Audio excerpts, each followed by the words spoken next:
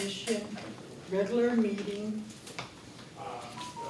board meeting, Thursday, September 19th, 2024. The time is 1:15 in the afternoon. We would start with the interface.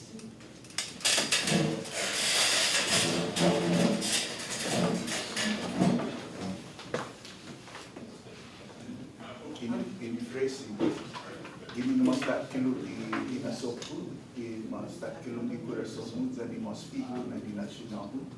O phrasing mais certo para bairro que defende inengi, cultura, lingua, aire, inhano, itano, somos.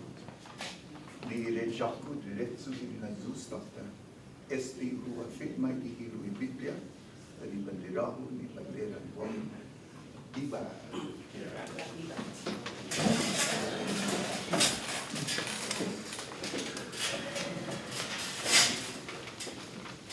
This meeting is now called to order.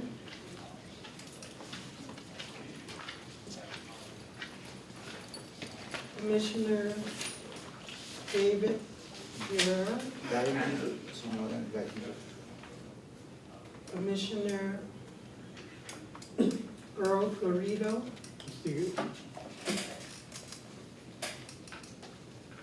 Chair Arlene Berdallo is here.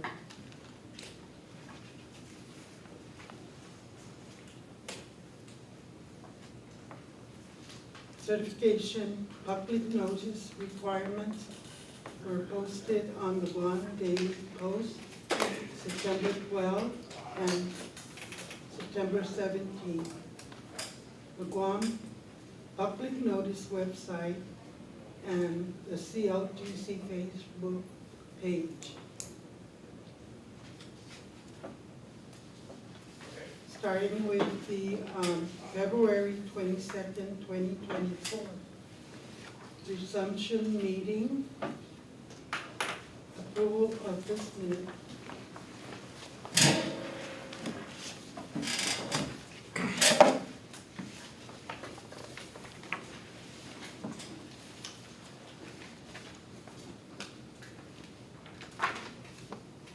Any corrections or questions?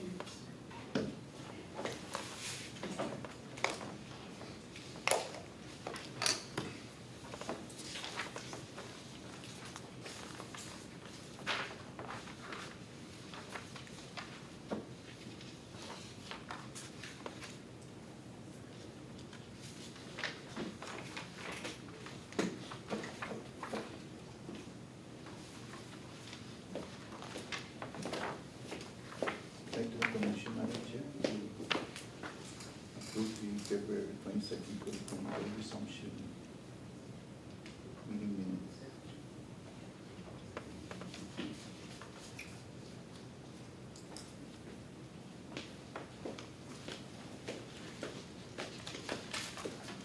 Acceptance of the minutes.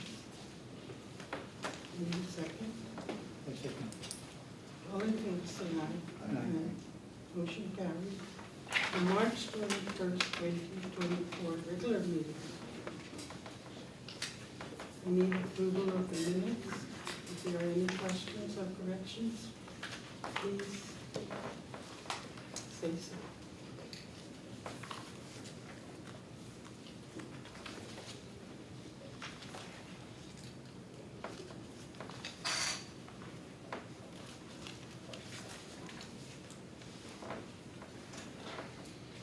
I'd like to make a motion also, Madam Chair, for how to approve the March 22nd, 2024 regular meeting minutes.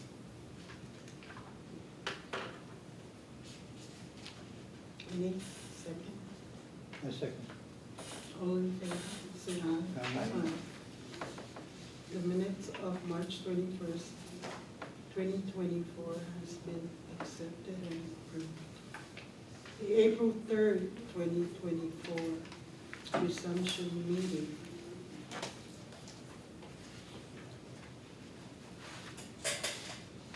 approval of this minutes.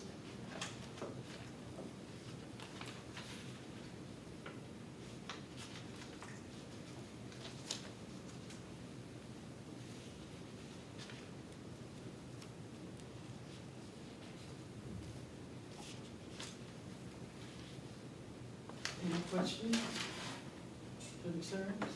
No question. Okay, motion to also approve the April 3rd, 2024 resumption meeting.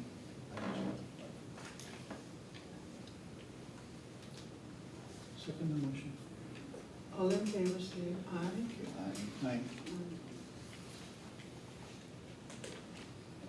The administrators, directors report, Mr. Good afternoon, Madam Chair, Commissioner Brito and Commissioner. Thank you for allowing me to present the Administrative Director's report. The first item that we would like to report to the board is the enhancement of CLTC technology infrastructure project. This funding for this project was received from the Office of Insular Affairs Technical Assistance Program, also known as TAP. It's a grant program. I'm pleased to provide you the information by September 30, 2024, which is this month. CLTC's website design and development should be completed. CLTC will be having its own website instead of sharing now with the Department of Land Management. The second item related to this project is initially is the proposal for the digitization and website data software, system software and scanning of documents. Initially, we were aiming to publish the RFP this month in September. Unfortunately, we had a little setback, but our project, our targeting date now is for next month, October. Nonetheless, the project will be completed by September 30, 2025.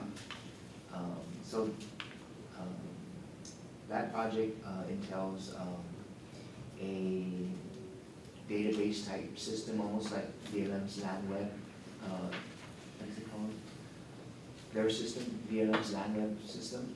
It's not as sophisticated, but it's going to enable the staff to see all our constituents' information. Our constituents will each have a login credential where they can see their own information, and it'll be web-based, so it'll be from where there's internet, and they can log in, they have the credentials to sign in. And then all our documents, whether it's constituent documents, our maps, inter-office memos, will be scanned. The next item in the report I would like to report is the GWA System Improvement Project for the upgrade of the Attica water and sewer infrastructure. This project will commence in 2025. We provided a copy in your packet, but we have a larger map so that everyone can see. The red line in the map is the sewer line, so the sewer line will run through CLTC property. Not only along the road, that Attica Road. Route 15 is on the far right, Correct. and then that would be Carnation. Is that Carnation? Yeah. So the red indicates sewer water? Sewer, Sewer, okay, got it. proposed Attica sewer. Sorry, the words are kind of. Project completion, start date? 2025. 2025. They did give a specific month, but the year is 2025.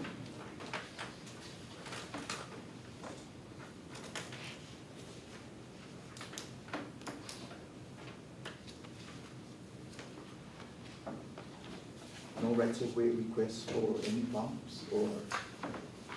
I believe there are pumps, but it's more towards the, where the existing pump stations are.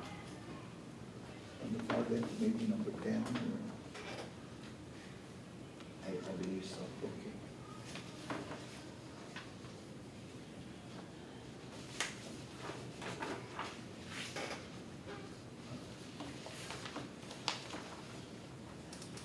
Okay, question on Route 15, right, then goes to Carnation, then that's the elementary school.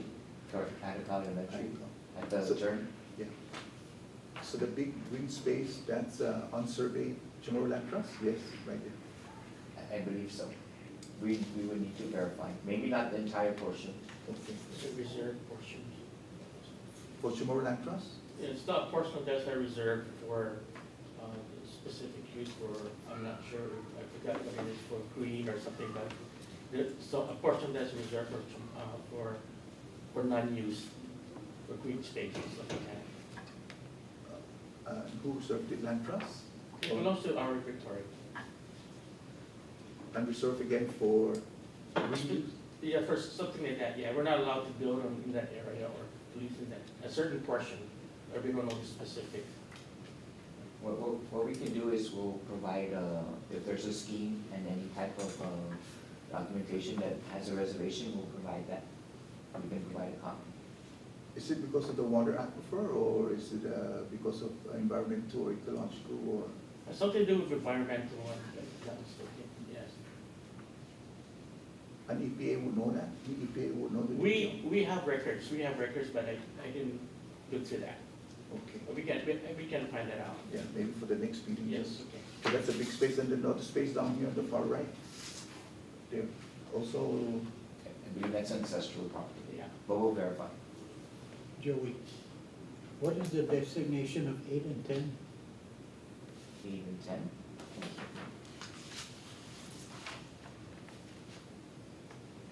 okay, one leading into the school.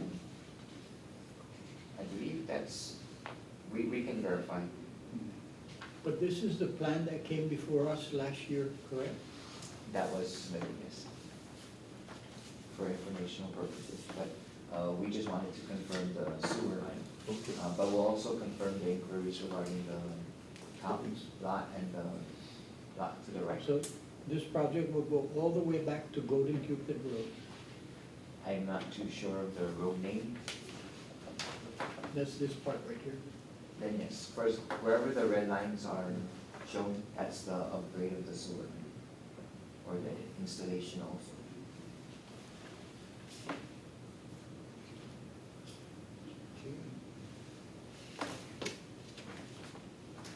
Is this part of the Warm Water Works Island-wide project, or, I, just check? we can verify. Okay. All right. Yes. The next item on the director's report is the compliance inspections for PD has been completed. We're reviewing the findings, and definitely immediately after the review, we'll be sending out letters to those lessees who are in non-compliance. At the same time, we'll also communicate with Mayor Alec regarding the constituents in this village. In city for non-compliance, Yeah, residential. both I believe. The next item is our office space. Currently, we're occupying this office on a holdover clause. Next month, we will be working with GSA to issue an invitation for bid for office space. Hopefully within 2 months, it's completed and we'll know where our next office space will be. What's the size roughly? We're requesting for 5,000 square feet. There's already things that have been completed for the recruitment of staff, GG1s, that have been submitted already. So we're anticipating an increase in staff. Not much, but enough to help with the workload now. And the price? For the office space, Yeah. we're gonna use what's existing, which is, I believe, $3.25 a square foot. Although that price may increase or decrease, but we're just using what we have available today. About 50,000. Now, with the current lease, does it come with power and water? It does, and common area fee also, and parking. And So it's all embedded into that 3 some per square foot? correct. We intend to maintain the same office space lease specs, so that it's all inclusive of the per square meter rate, or per square foot rate. About 16,000 a month. 16,000 a month. No? For the new, if it's it's For, at, for the 5,000 square feet. if it's at 325 a square feet.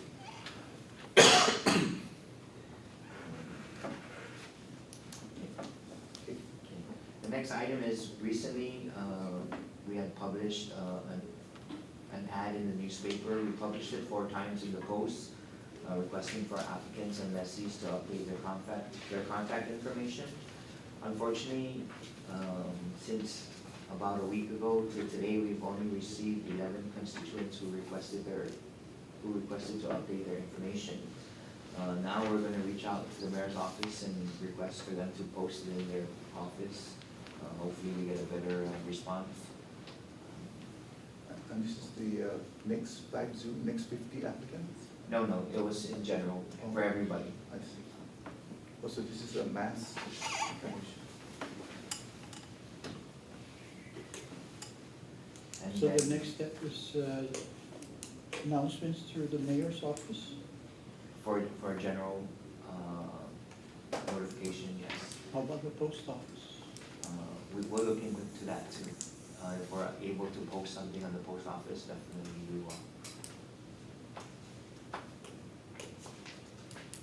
And how many responded, you said? The- 11 From the last, 11 out From of last 8,000? last week, okay. That's only on posts? the post, correct. And social media, no, We put it on our Facebook. on the Facebook. 11 out of 8,000, Out of 11,000. 11,000, okay. 11, 12. Okay. Okay. It's no secret now that we're preparing to begin the process of awarding a lease. So what we've done, the next item is we wanted to share with you a draft CLTC checklist for lease award that we've prepared. It's not finalized, but it will be finalized by the end of next week. This draft is to hold everybody accountable and to ensure that we're following the process set forth in the act and in the guards, to ensure that we follow date and time and all that other great stuff, award in the manner that the application was received on a first come, first served basis. It's detailed all the way to the posting of lease awards in the mayor's office. Okay. Can we add a document number in the bottom just for, on the Yes. finding, on the finding? Yes. Good. So as the application is processed, it's going through the lease award process, and Group A forgot to check mark a box, come when it reaches the inventory group, that application will be sent back to ensure that all the requirements are met, so.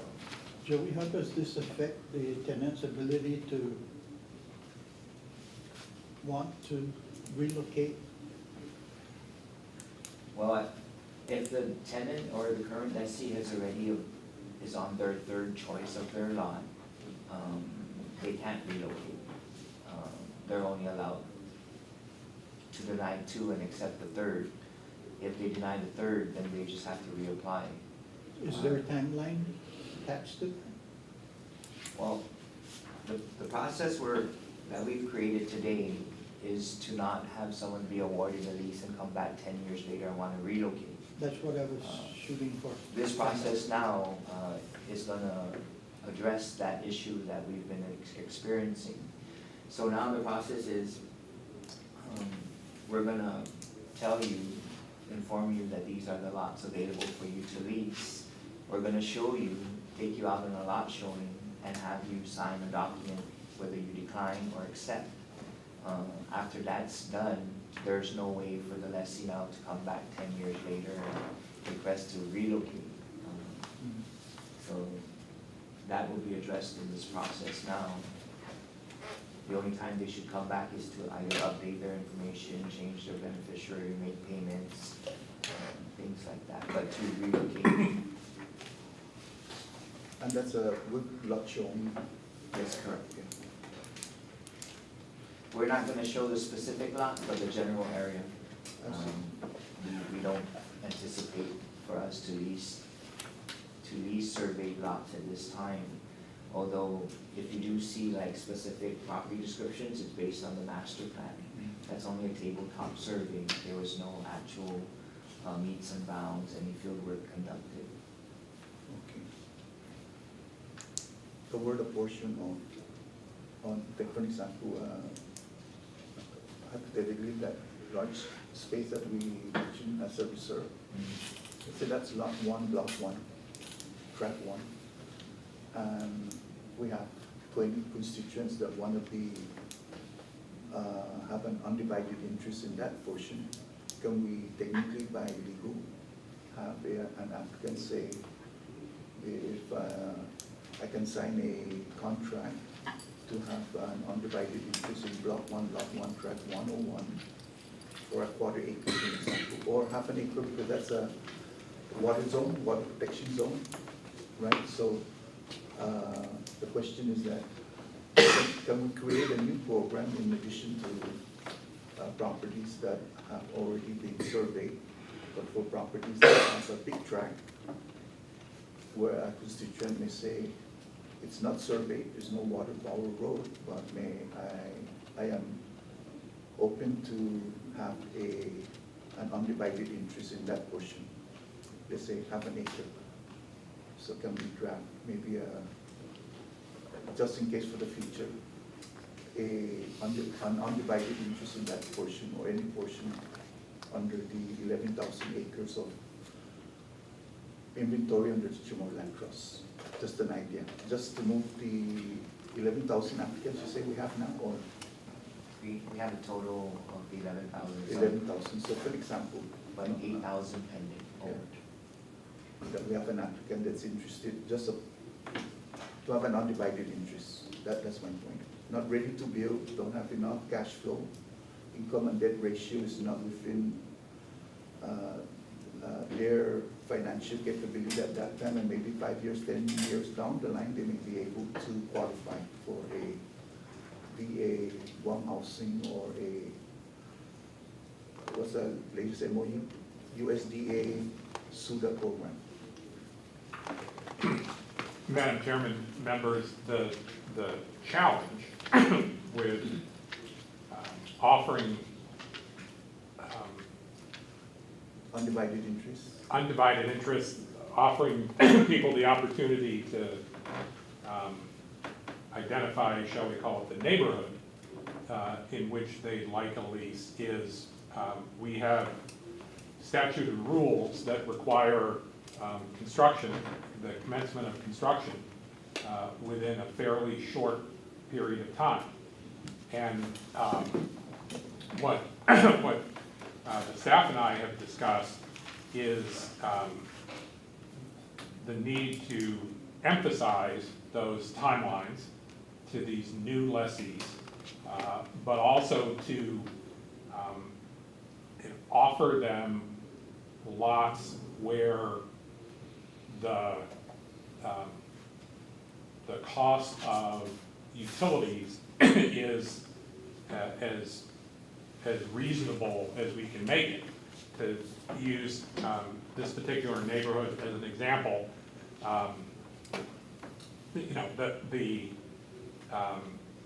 if we surveyed a brand new lot, if we surveyed 10 brand new lots into that neighborhood, any of the lots which abut the red line are going to have the cheapest cost for bringing utilities from the street to the property. And so it doesn't make a lot of sense for us to offer somebody a lot in the lower right-hand corner, which is as far away from the sewer as it can possibly be, when we'd have to tell that person, well, you're responsible for the cost of the utilities, and by the way, that cost might be thousands and thousands of dollars to come all the way down, whereas if we offered you 3 lots that abut the street and the sewer is right there, you'll have the least possible cost. So, we have to constantly balance, you know, everybody's personal desire where they'd like to end up with the practical reality that there are timelines. That first off, individual lessees are responsible for utilities. The commission does not promise or guarantee lessees that their lot has utilities, but we also have a timeline that says, and you will start construction within a couple of years.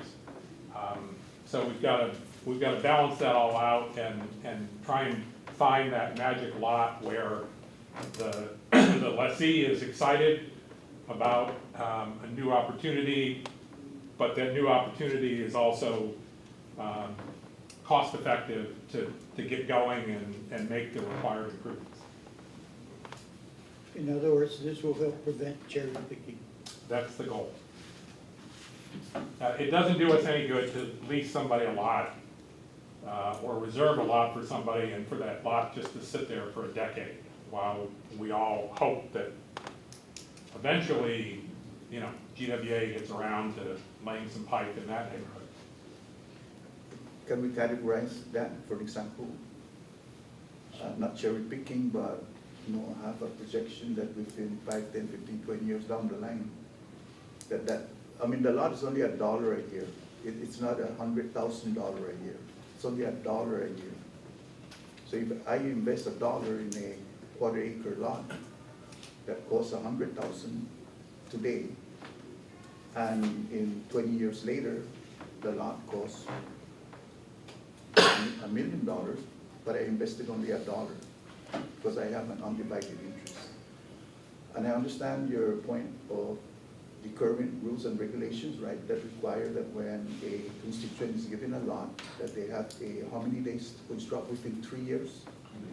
3 years. But if we design a category for those that are waiting to say, you know, I'm not ready between 5 and 10 years now, but maybe within 15 years I'm ready to find a lot in the future. That's just an idea, and maybe we can categorize those. Madam Chairman, members, if you all want to make a new category of leasehold interests, yeah, that's up to you all. it was just an idea, just to unplug the 11,000 that we have. Some of them may be in that category where right now I'm loaded with car debt, you know, credit card, I mean, and auto and other. But maybe within 5, 10 years I would be kind of stable. So I like to apply the $1 within 10, 15 years. Just an idea to categorize. Okay, thank you, sir. Just to add to that, eventually we're going to come to the point to where we're going to have to develop a scheme. For example, like that big green lot there, and then based on the scheme, we're going to present to the board to approve leases to be issued in whatever the property descriptions will be. But it'll be our intention to start from by the road to lease road frontage and then work our way back. So, you know, that's eventually we're going to get to that because we do have a lot of property that does not have infrastructure within the tracts of property. But we'll get into further discussion about that because we have some lots we would like the board to approve for leasing. It's later down in the agenda. The last item to report is we just received an inter-office memorandum today from Acting Administrative Director John Birch. The subject of the letter is retirement notification. If I can read the letter, it says, Hapaday Board of Commissioners, I hope this message finds you well. I am writing to formally announce my retirement as Acting Administrative Director of the CHamoru Land Trust Commission effective September 27, 2024 due to health reasons. It has been a true honor to contribute to the progress of CLTC during my time here. Despite the challenges we face, especially in supporting families affected by Typhoon Mawar, I take pride in what we have achieved together. I am sincerely grateful for the trust you have placed in me and for the opportunities I have had to serve. After careful reflection, I believe that prioritizing my health and well-being is essential at this juncture.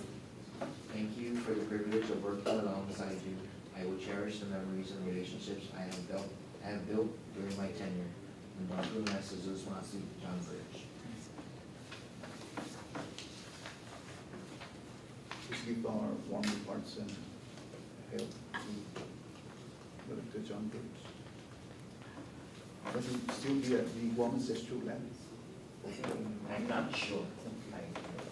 Okay, thank you.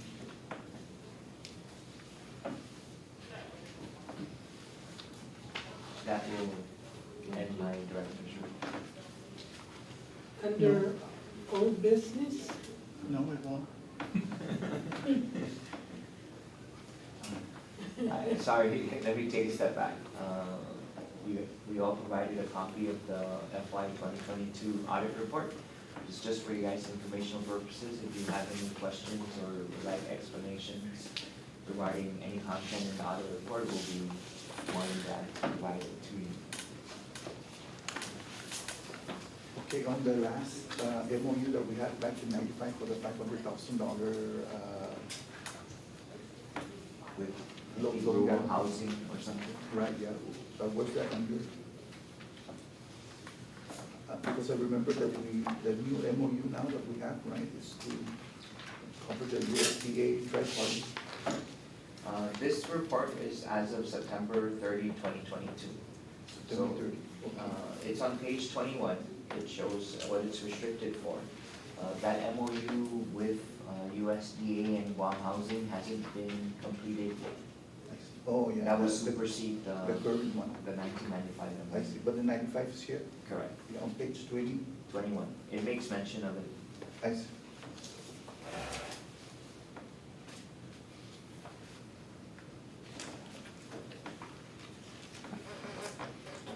Okay, got it. Madam Chair, members, that because the audit is not on the agenda, now would not be the appropriate time to ask questions about it, but as the director has pointed out, feel free to individually ask him questions at your convenience. Okay. Okay, now that concludes my report. Going back to what you said about the termination of your acting employment, that stands until there's a replacement that comes in. The letter that detailed me as the acting administrative director from Mr. Birch did specifically state until he returns. Now that he's not going to return, I believe the board has the authority to detail or name or appoint a acting administrative director, but I believe with the concurrence of the governor. Now, legal, how do we do that now since, what's that, acting director Birch will be out on the 27th? 27. Yeah, so between now and the 27th, Mr. Joe would be currently our administrative. acting Madam Chair, members, Mr. Cruz will remain in this role until the governor offers a new suggestion and you all confirm a new director. Hmm. That's However That's the long way I that, look at yeah, it. however That's- long that might take. Or I step down. Either or.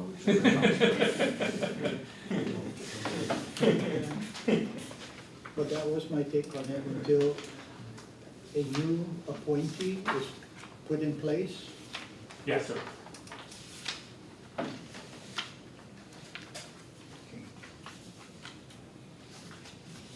And confirmed by the board.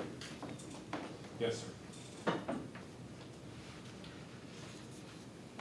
do you have anything to say, Mr. Cruz?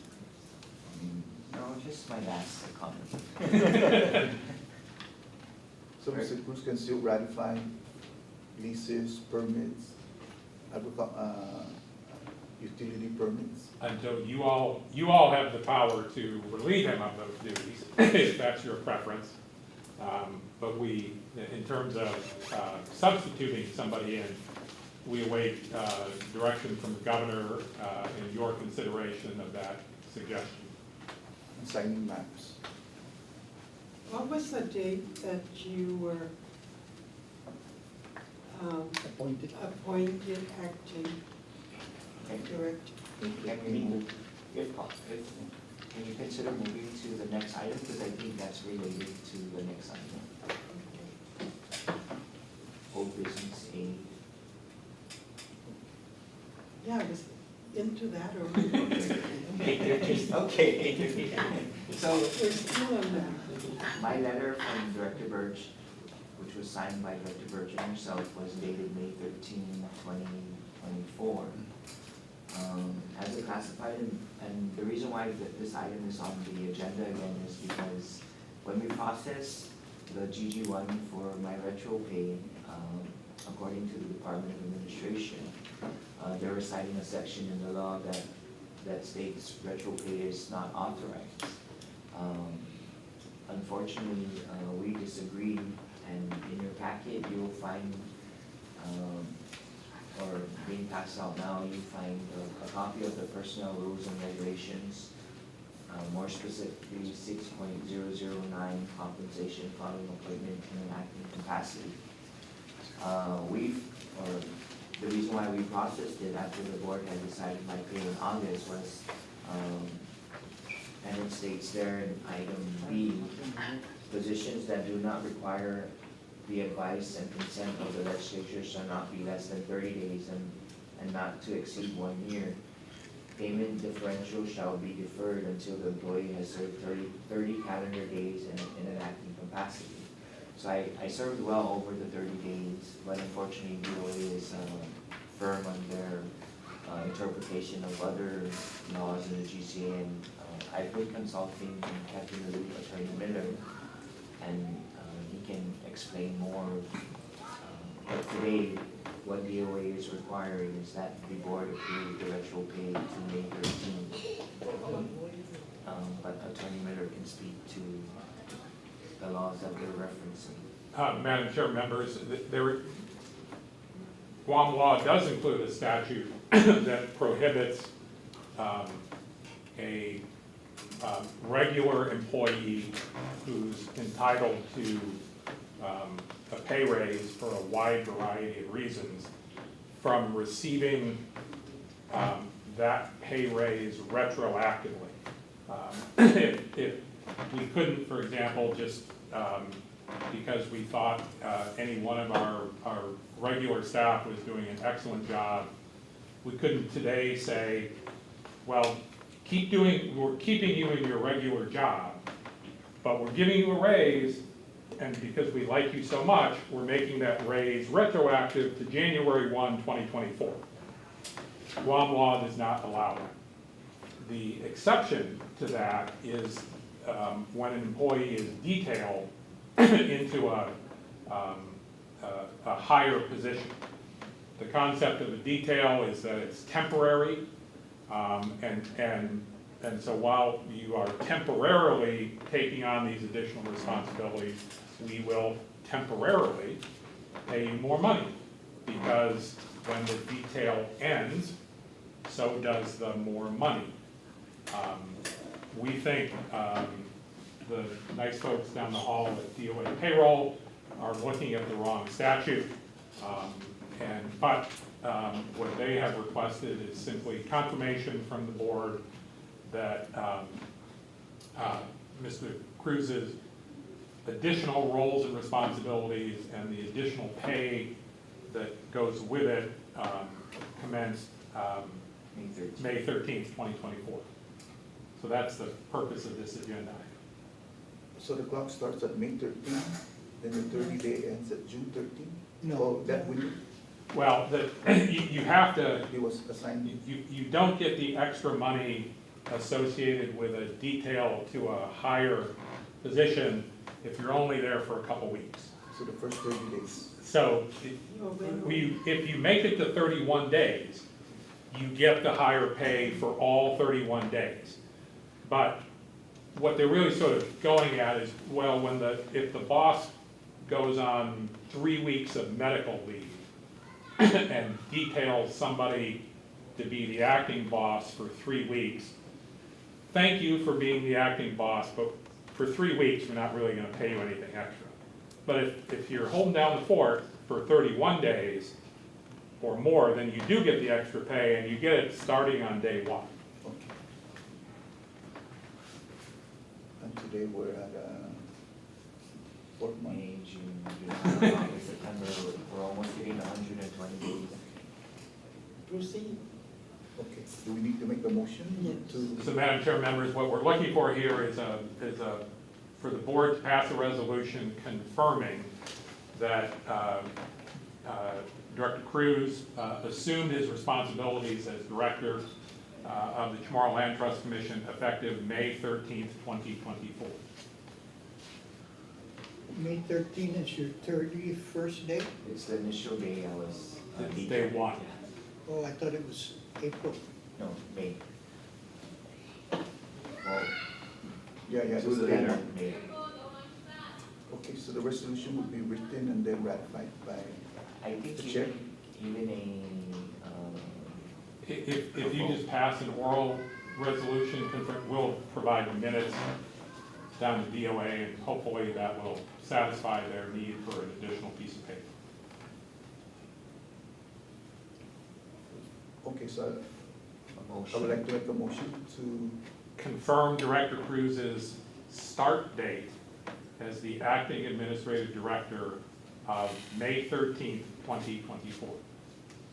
so I'd like to make a motion to confirm Acting Director Joey B. Cruz as Deputy Administrative Director starting May 13th. Joseph B. Cruz as a Deputy Administrative Director starting May 13th, 2024. That administrative director, Acting he in. doesn't have a deputy. Oh, that was. Yeah, I was about to say. Okay, all right. Was I'm not ready. assigned deputy.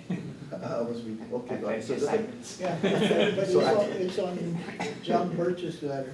So acting administrative director starting May 13, 2024 until such time, To the present. Until you remove it. until such time that he is officially removed. Okay, Relieved. really, Or replace. or replace. Or steps down. Okay. All right, motion made, no, second. Second. All in favor, say aye. Aye. Aye. Okay, all right. Thank you for that. I just wanted to say, I was initially going to step down from my post and seek other actions to address my pay. But given that what the staff has been through, what we've done, what we're trying to accomplish, and with the retirement of Mr. Birch, I didn't hit print from my desktop. So I'll stay as long as you need me to stay. Okay, back to work. I believe that key is effective. No, thank you, sir. Okay. Next item. Global acceptance.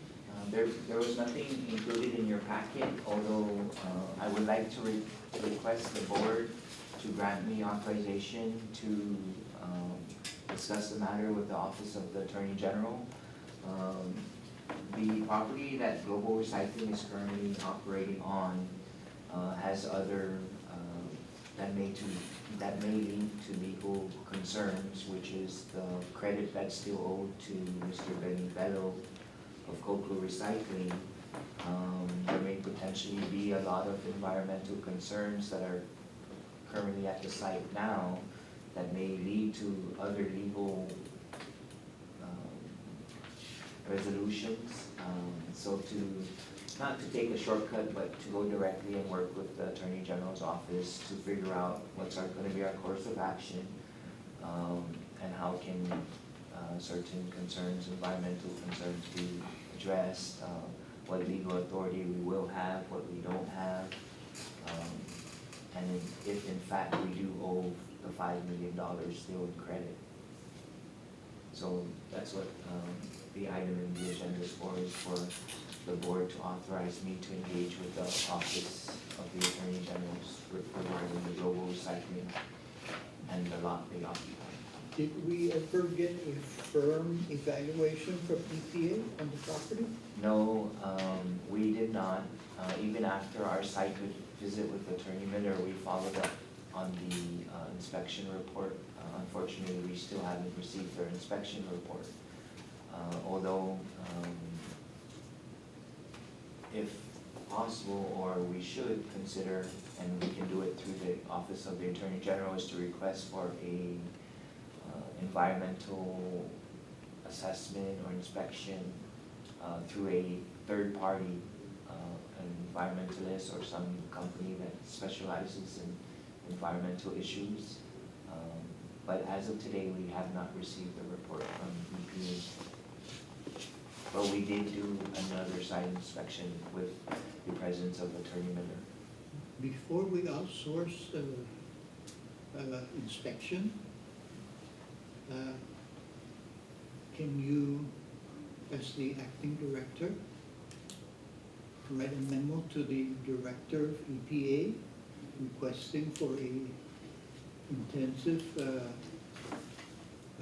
inspection, site inspection, not just surface, but also below surface? And see if they will respond to that, because all other options were just basically verbal, correct? Correct. Or through email. We can do that, but can the board also take into consideration allowing to start discussions with the Office of Attorney General? I have no problem with that. Same here, but just in a nutshell, you mentioned the IOU that we have for cocoa recycling, which is about 5.8 million now. Something in that range. So for the record, just so that we can understand from the beginning how cocoa was interrelated to, in a nutshell, and how did the 7 million started being reduced down to 5.8?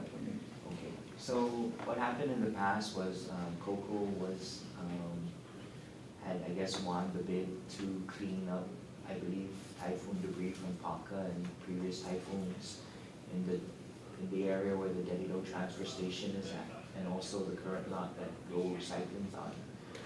At the same time, Coco Recycling was awarded a commercial license for the Lower Bargata Heights property, right adjacent to Department of Revenue and Tax. So in lieu of any monetary payments, the credit that was given to Coco Recycling through the issuance of the commercial license, it was supposed to be deducted from the 7.2 million that the commission had granted as a credit for the cleanup. How that number was calculated, I don't know. We only have so much information in our files, but it's not enough information to ascertain that amount.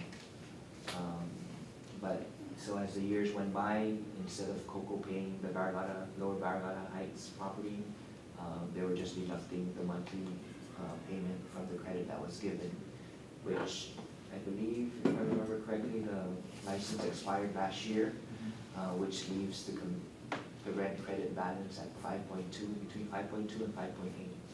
So that's why we're. But what was his mission with that Bargata property? I believe it was to operate The some tire kind of shredding? recycling activity. But still today, the state that it was after the last fire that was published, it's still the same other than overgrown vegetation. But 7 million was earned by the cleanup at the corner lot of Batulu and the current location of Yes. Global. Yes. The former director, Mr. Tom Elliott, had inspected the area that Mr. Bello had cleaned up in Delito and had relieved him of any other, that he's completed the cleanup satisfactorily. But that was for the northern side. Correct. Now, what was his obligation on the Bargata It was just to operate, I believe his tire shredding or some recycling activity. And It was for him to operate his business. did he fulfill his obligation for the Barragata site? In terms of payments, yes, because it was deducted from No, the but I credit. mean, for him to be granted that property, he had to give us something in return, Uh, because he invoiced us. Yes, there was, the only thing that he provided in service was the cleanup in the patio. That's what he did. And the amount of rental of the Barragata Heights is 6,000 a month? Or, I don't remember that one. but that's been deducted on the 7 million? Correct. I'm still very unsure of what his responsibility was for the Barragata Heights property. I mean, I know you had mentioned that there was a fire over there in the property because he was storing tires, There's tires. and the tires caught fire, and it's... Maybe we can include that in the AG's investigation? If you guys tell me to do so, it will be done. I think I need an office down here. We'll include it. Right. So the first issue is global. Correct. Can we get your approval through a motion? Yes. Just- I move that we authorize the acting director to work with the AG's office to clarify the situation that is occurring with the recycling center, and also to do research for the Radio Barragata site. And to write a memo to the EPA for an in-depth detailed analysis of the property up at Global. So that's three things.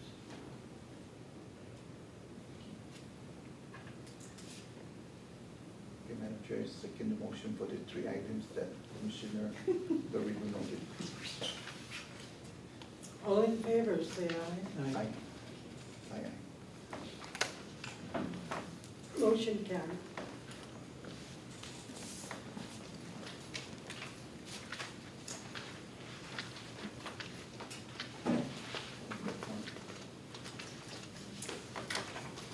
Old business, left one. Madam Chair, we have Ms. Chargoff and Mr. Ramos present for Van Farm.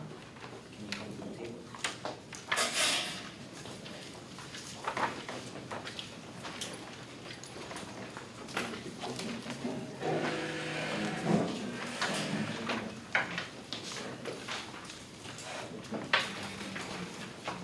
Commissioner Garrido.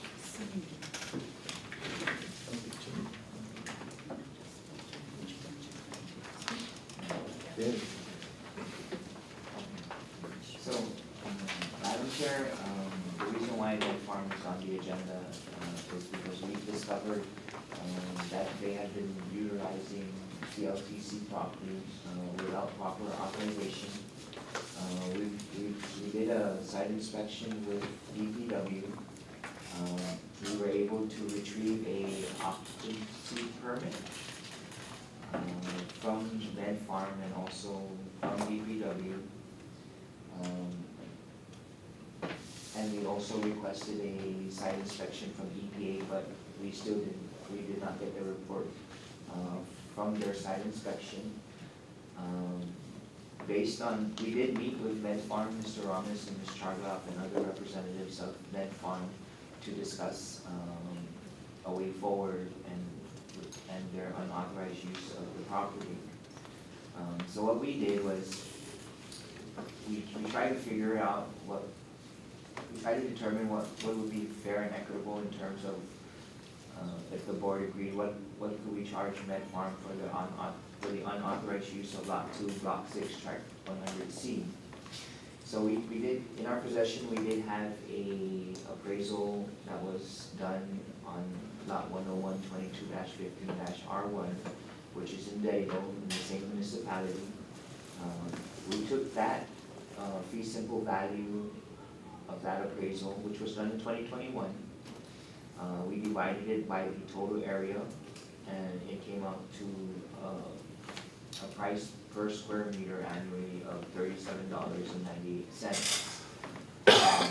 But also considering any penalties and interests, and considering what the board is required by the commercial rules and regs of not charging less than 10% for commercial use. We took the 10% and we felt that the 5% added on to it would be for the interest and fees and any other things that may come about. And through all of that, we determined that a rate of $5.70 per square meter annually would be fair. And through our discussions with Med Farm, we had informed them that this was all preliminary, the board would still have to decide. Although Med Farm is in agreement through our meeting to pay all the way back into the year 2014 to current. They also had agreed that they would pay for the surveying services to get a area certification, because we don't actually know what or how much area they're using. So today, we invited Med Farm in case you guys had any questions, but also we would like to request the board to consider that we or approve the $5.70 per square meter annually to charge Med Farm for their unauthorized use all the way from 2014, the year 2014 to current. And they've also agreed, or they're also going to submit a letter of interest of wanting to commercially lease the property, but we can discuss that at another time. Our main concern is resolving the unauthorized use and getting the board approval in the equation that we've calculated. So potentially for the last, since 2014 to present, Med Farm could potentially pay about $140,000. That's just an estimate. We won't know the definite number until the area certification is completed. Can we hear the representative? Yes. Please state your name and your position. I am Renz Ramos. I am the Business Development Manager. Mary Charlotte, I'm with Mr. Renz with Business Administration. Now, you want to give us the explanation of how you took control of the property? Well, okay, so from what I gathered at our meeting with Mr. Cruz, there was an application submitted about 10 years ago. There was an issue with regards to the application because there weren't any rules and regulations at the time for commercial leasing, and I believe Mr. Cruz confirmed that. However, Mr. Ramos, actually the owner, which is Renz's father, he had mentioned to Mr. Cruz that back then he had met with the board and that there was a discussion about it. My understanding was that at the time, it was verbally, authorization was verbally given. Like, you can use it for now until such time the issues were resolved. That was my understanding of how we ended up occupying this space. Now, is the current property where your office is at, is that CHamoru Land Trust property also? So that's private property. Correct. And is it Med Farm's property?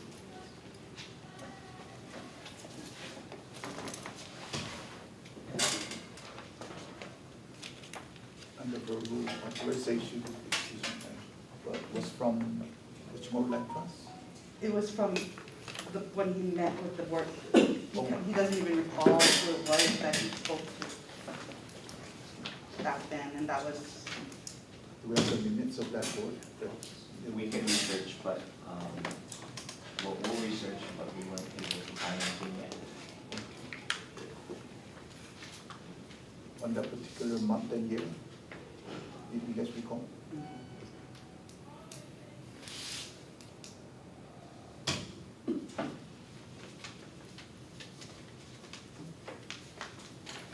Do you guys recall who was the chairperson at that time?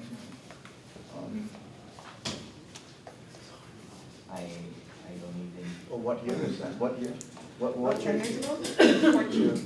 Body started to occupy? 2014. well, how we came up with the 2014 date was based on the occupancy that was signed by various government agencies. So that's how, because when we looked at the imagery for 2013, there was no activity. That we don't have imagery for 2014, but the occupancy that was signed by the government agencies was dated 2014. As for the permit for permitting, It's a building inspection and permit certification of completion with permit conditions and compliance documents. Oh, building permit Their occupancy permit agreement. on the land trust? It doesn't specifically say where, it just says warehouse, Oh, use of building warehouse. The village, that you know, there's really no specific, no lot number? And it's to Met Farm. correct.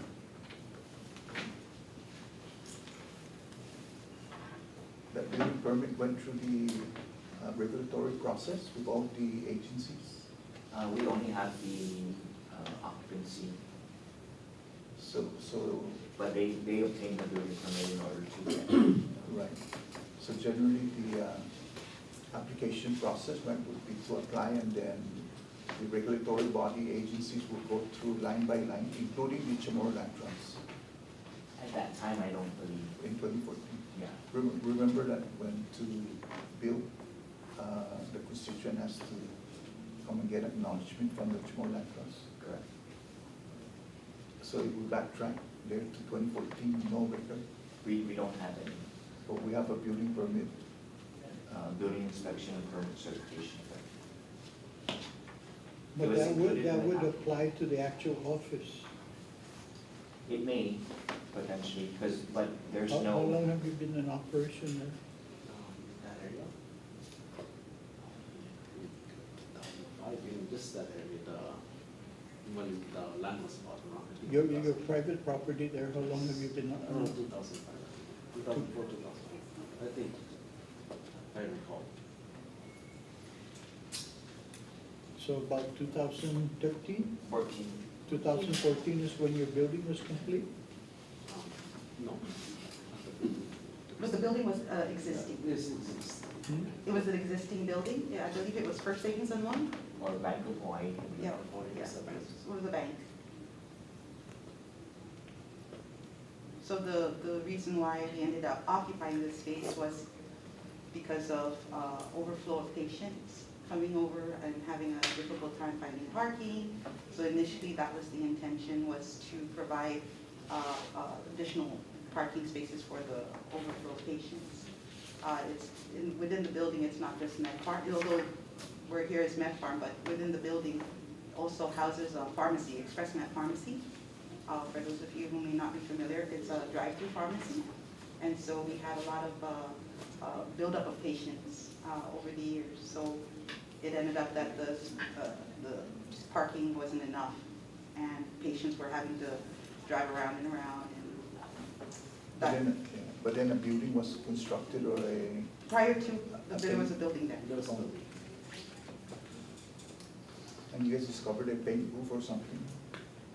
There was a activity of the car being fast. It looked like it's being prepped for payment. I, That's why we requested EPA to conduct a site inspection. so it's like a shop for body shop kind of painting, is that? Oh, Are you guys familiar with that, or?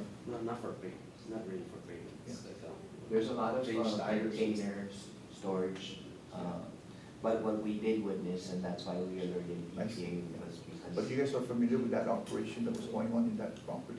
Yes, Okay. not painting, just prepping, yeah, just prepping.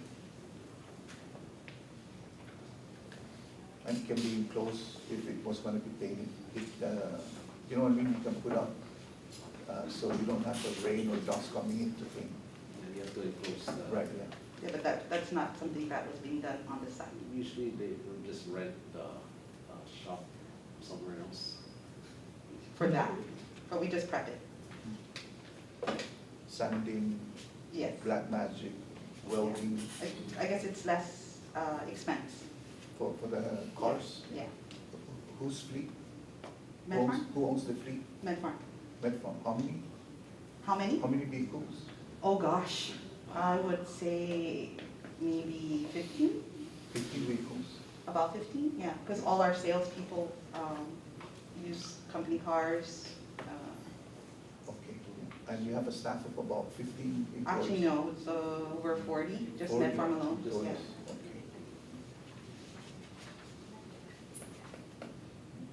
Oh, I don't, okay. I'm looking at this letter from Senator Joseph Augustine. Yes, sir, I guess you guys reached out to him yes, sir. without trying to discuss some sort of settlement with CLTC? No, sir, that wasn't, of course not, that's not the intention, it's just to show the support. Just wanted to support us. Because I'm seeing here in his letter, extend their lease. You didn't have a lease. No, I think perhaps maybe to extend us at least was probably the correct. The second and third paragraph has that designation to extend their lease. Maybe I- extend us. I don't know if that's your doing or his doing, but no. It's more we ask them to support us and give us a good word. That's it.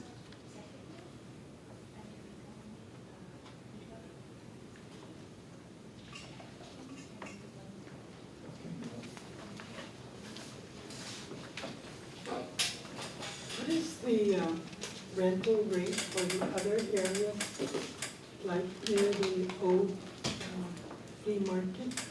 I'm not sure, that's why we use the area where global recycling is at, because it's within the same municipality. It's something we had already in our possession, and it's almost about the same distance from Route 1. So the 2021 appraisal report for the area where global recycling is at, valued at $2,010,000 just for that 13 acres, 13 to 15 acres. So overall, based on, What? The larger the property, the smaller the the per value, square meter value. understood. The smaller the property, the greater the value per square meter, just because of size limitation. You know, the area next to the Guam Telephone Authority, that other lot, We or with the rest? we don't have an appraisal report for that area. They're paying, but it's a rate from, I think, 15 years ago. So, What about the business around that area besides, near that building? they're all occupying that area from when commercial licensing, everything except for the GTA building. So you don't know what that is? What the current, or what at least might be the current, no. That's why we use the 2021 appraisal report from not 10122. That's the area.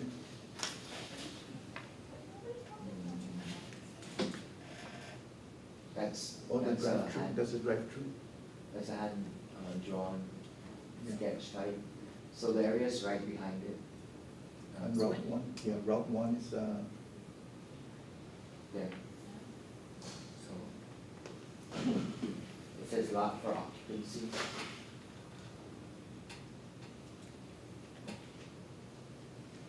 One bakery, okay, got it, so that's one bakery.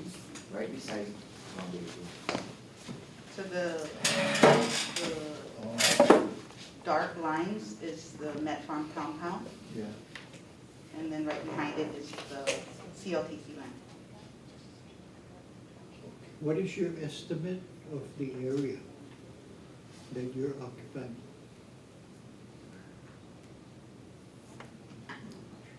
Us, we're not quite sure, maybe 2,000, 2,500 square meters, but So about half an acre at least? a little over, correct?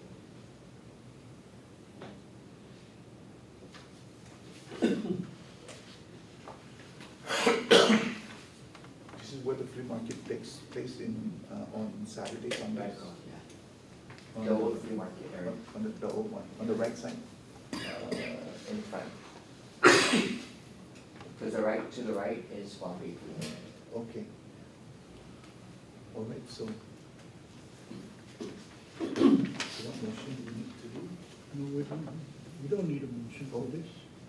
You need to accept if you guys accept the annual per square meter rate, we just have to send them a letter requesting that they retain surveying services or even through DLM, which they agreed to pay for, because we need an area certification. We don't know, if you guys accept the rate and the year 2014, that we start assessing from 2014 forward, we'll work with them. Could we add something more into that scenario? That they're gonna pay for the survey and registration, correct? The area certification only, so we know how much area. they Is that registered land or unregistered? I believe it's registered, because we have some lessees in there. But then they're gonna need a surveyor to come in and cut out their piece from the basic lot? If the intention is to commercially lease it to them, then correct. Well, isn't that why we're here? That's part two of why they're here, right? That would be in another session. Let's resolve the unauthorized use and what they owe CLTC, and then, because the whole commercial lease process is a whole different process. We're gonna have to meet, hold public hearings and all that other great stuff. Well, just to note that for the commercial lease process, that we asked Metfarm to provide an appraisal. If they are the successful bidder, because we're gonna go through the competitive bid process, that would be something they would have to obtain, appraisal report. But they're well aware of that too, because I went over the whole commercial leasing process with them All right. And they submitted an application back then, right, for, a while ago. Although now, they will be submitting a new letter of interest for commercial leasing the area. That letter predates the law, and the law has different requirements now, so. and the year that they submitted the first request was, do you remember, 20? Anyway, is that in file, or? Yes, yes. The reason why, because it's a first come, first served, right? So if they apply now, they'll be number 11,879. No, they're gonna go through the commercial leasing process. So that one doesn't go in line with the first come, first served? No, that's residential. Okay. And how many are in the commercial category now? Two, global and, We have about, I wanna say 20-some commercial licenses. okay. Might be a little bit, give or take. So what is your recommendation? To address the unauthorized use and for CLTC to get paid for the unauthorized use. We feel that the annual per square meter rate is fair and equitable. We just need the board to accept it, but we'll work with them to get the surveyor to do an area certification, and then we can bill them.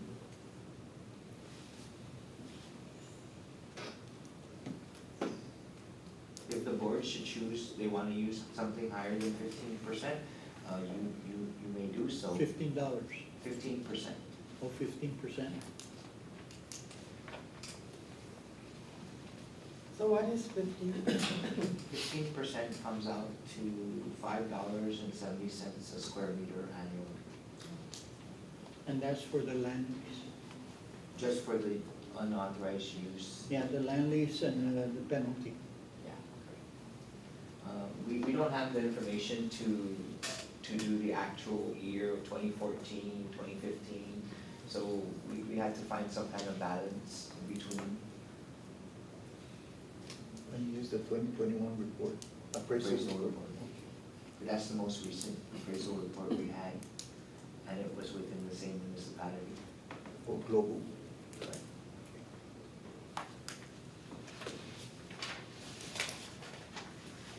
Madam Chair, Okay, I'd like to, Go ahead. go ahead. to request that we allow Mr. Cruz to remediate and resolve the issue with Net Farm based on the research that they have currently conducted, What percentage? 15%. Okay, second motion, Madam Chair. Oh, for Mr. Cruz to mediate and resolve the situation at 15% per annum. All in favor, say aye. Aye. Motion carried. Thank you. Thank you. So we give you a call next week. All right. Thank you so much. We need to work with you and comply for whatever the case is. Thank you.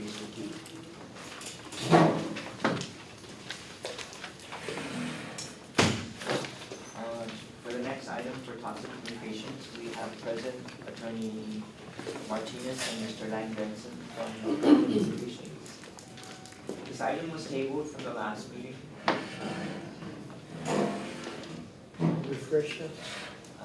We're here today to have the board accept the final draft of the commercial submerged land lease license with Toxic Communications for Hoggett. The land lease was put together through the authorization of Public Law 36-108. Attorney Miller has reviewed the final draft, and he can speak in regards to his review. Madam Chair, members, the lease is frankly an exact cut and paste from Guam statute. The statute really doesn't give the commission any authority to modify the terms or conditions that we find here. As we discussed last month, there may be some difference of opinion between the lessee and the lessor as to what fees are due and when those fees start accruing, but nobody's going to pay anybody anything until the lease gets out for signature. So we are hoping that you all will approve the director moving forward with getting the lease signed, and we will keep you informed on our ongoing discussions about billing and payment. I have a question for Tata. How many cables are we talking about?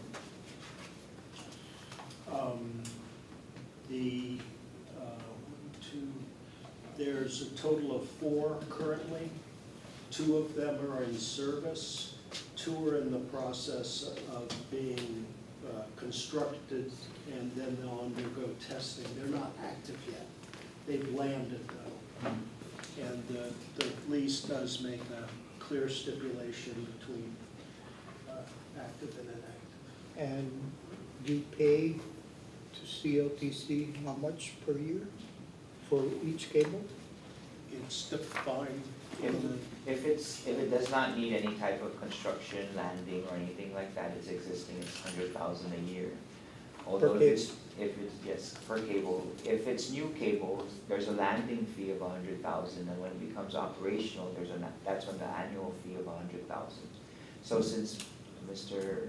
Lang had mentioned, there's 2 that's landed. If this is signed already, sealed and delivered, definitely we're gonna send them 2 invoices for the Echo and the Apricot cable.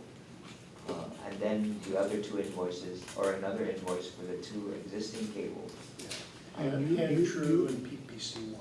You are amenable to those terms. Sorry? You are amenable to those terms. It's the law, yes, we understand, it's the law. It's detailed in the lease, and it specifically defines what construction would be, whether it's landing, improvements to the infrastructure. There's 100,000 landing fee and 100,000 annual fee for each cable. And the annual fee actually ticks up each year a little bit. There's a 2%, I believe, escalation, or 1%. Every year? Yeah, Yeah. here's the schedule. There's a schedule at the back. I know I gave you a hard time last time. It's all right. You approved I it the just time needed, before. I just needed to absorb what was gonna go on. I understand. We're looking forward to being compliant with the law.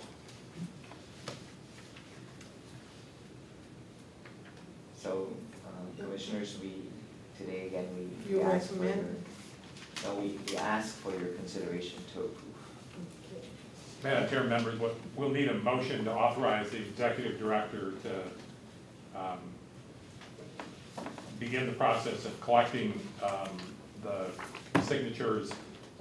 We'll start collecting the Tata signatures, and then there's several government of Guam signatures that we'll have to collect. The governor's also required to Yes. sign.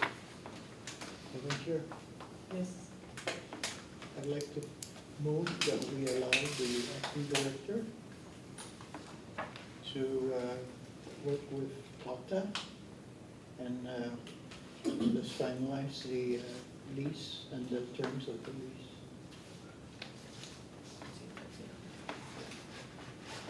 Am I missing anything? yeah, you accept the lease. Accept the terms. Okay, second the motion, Madam Chair. Vote. All in favor, say Aye. aye. Aye. Aye. Motion carried. Thank you. Thank you, too. Thank you. All right.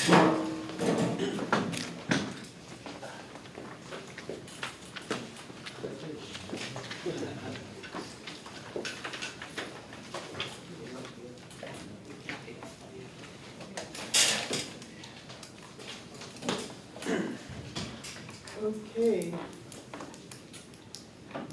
Bill 334-37, removing legal clouds on existing leases.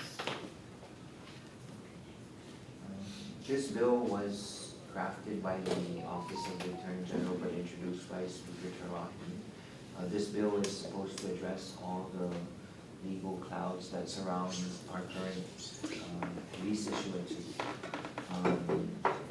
So today, just so that everybody's, for full disclosure, this bill will be discussed in the session, I think on the 23rd. So we hope that the board had the opportunity to go through it and provide any comments or suggestions that you guys collectively can agree on. So we can provide a testimony, written testimony from the board in relation to this bill prior to the discussion in session next week. I believe it's on the 23rd. What day of the week is that? I think Tuesday, if I'm not Of the mistaken. session. After reviewing the bill, though, at least from my part, my concern is that the granting the lessees who are not in compliance with their lease terms an additional 3 years might be too long. It's gonna continue to allow it to linger and not have any type of resolution to it. Currently, we only give lessees 60 days to come into compliance with your lease terms, or at least show some progress. We feel, or at least I feel, that if they had a lease for 20 years and we give them an additional 3 more years, the last 20 years they chose not to do anything. They may not likely do anything, 3 more years added to whatever compliance they need to come in, they need to conduct, right? Whatever activity they need to do to come into compliance. That's from my review of the bill. We have had discussions here and there with Attorney Miller. We just want it to be resolved quickly as possible, because this is one of the reasons why SBA loans or guarantees or loan guarantees haven't been addressed. This is why we won't approve maps, we won't issue survey authorization, we won't allow any type of improvements to the property that will cause any type of liability on the commission, given that there's anomalies and issues surrounding their lease award. This bill is supposed to address all those issues. Our concern, like I said, was only the timeline given to come into compliance with the lease. But one thing though, before I end, one thing the bill does not cover is those applicants who were issued NOIAs and who were required to conduct the survey as a prerequisite prior to getting your lease award. So we do have constituents like that who were given an NOIA, notice of intent to award, instructed to go and obtain surveying services, who did get their lot surveyed, who some do have a map and some don't have a final map, due to one reason or another, and because that was the requirement prior to getting a lease award. So that this bill will not address that, but we do have some. How many? I cannot give a definite number now, but we can research that. But there are situations like that do exist. Those are for lease awards? These are applicants? This is for the lessees or the leases to date. Okay. Although we just want to disclose that there are applicants who had conducted a survey because of the requirement from the NOIA to conduct a survey prior to getting a lease award. Unfortunately, some of them have not been issued a lease even if the survey was conducted. Unfortunately, some of those people who did comply with the NOIA, their survey might have not been completed yet because maybe the surveyor had passed, or for one reason or another, I don't know. So those are just, and it is the process that a lease is awarded based on your application. We have some leases that were awarded based on the receipt and no application. So, those are just things we need to disclose. Based on the receipt of? Yeah, so for example, I came in, I made payment, or I went and made payment in 1998 for an application. Although COTC does not have a copy of that application. I provided the receipt, and based on that receipt, date and time, a lease was awarded to me. So, that's something that needs to be disclosed so everybody understands, in case later we're knocking on Attorney Miller's door and saying, hey, how about this? So, but nonetheless, this bill does address majority of. Does it identify for those leaseholders who hired a surveyor and the surveyor never completed the survey? They hired and paid the surveyor, but he never completed the survey. If they have a lease, then it's gonna address it. If the survey was a prerequisite prior to getting a lease, it won't address it.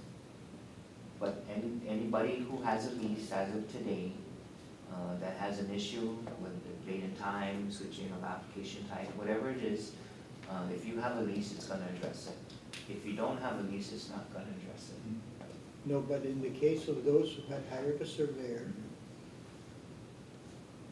and the surveyor, and I know in a couple of cases, passed away before he completed his work, they're left in like limbo. This will address the issues surrounding their lease award, but not their surveying services. Requirements.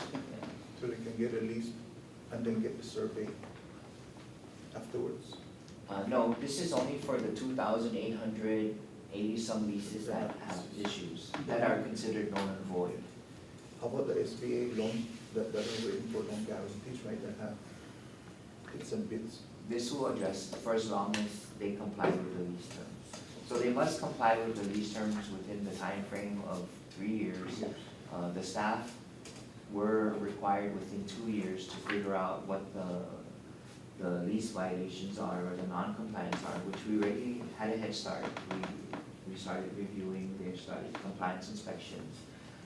But the only issue, at least from my review that I had, was the 3-year timeline to come into compliance. So within the 3-year window, the SBA applicant can receive a loan guarantee? And If they proceed comply with the lease terms. within the 3 years? Yeah, maybe even shorter. The 3-year time or window is for them to come into compliance with their lease terms. It's just that the SBA has a window. Timeline. So Understood. how does that inter, you know, we have about maybe 15 more SBA institutions. So, 15 Madam more. Chair, members, by the terms of the bill, as soon as the staff is prepared to send a lessee what's called a notice to remediate, as it's described in the bill, we will do it. That could happen as quick as the day after the governor signing the bill, if the staff here is prepared. And as fast as that lessee comes back to the commission and says, well, you asked me about this and this and this, and here's this piece of paper, and here's that document, and here's the photos to show I'm growing enough crops, then staff will be back in front of the commission recommending that you issue that lessee a brand new lease, and the brand new lease has the effect of wiping out whatever issues existed in the past, and effective with the date of the new lease, they are 100% compliant, and then as soon as they're compliant with the terms of the lease, then we can come right back and say, now this lessee has asked for an SBA loan or a Guam housing loan or whatever, and we can say to that lender that this lessee is 100% legally compliant, and if you want to make them a loan, we have no objection. So we're not going to wait till the 36th month before and present you with 1,800 potential, new leases and notices for me. We're going to get going as quick as we can, and as quick as lessees are able to come back in and provide the information we're asking for. Staff will be making recommendations that you all issue new leases. I don't quarrel with Director Cruz's desire to move faster than as many as 3 years. The only thing I will note is at the end of the day, it is you all who will have to be deciding whether individual lessees have met the particular requirements that staff has identified they need to address.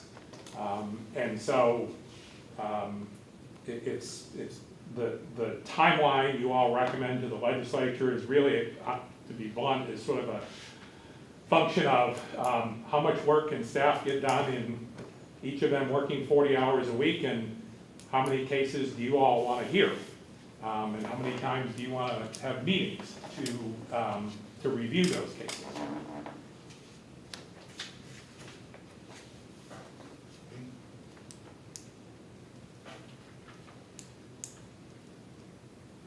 This is still fluid, huh? The speaker has asked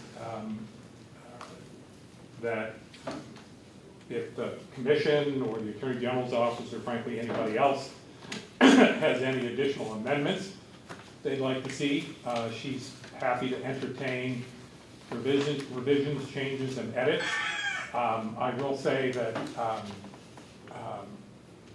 the dialogue that went on at the hearing, the legislature heard, let's say there was a robust discussion as to how ultimately the commission should address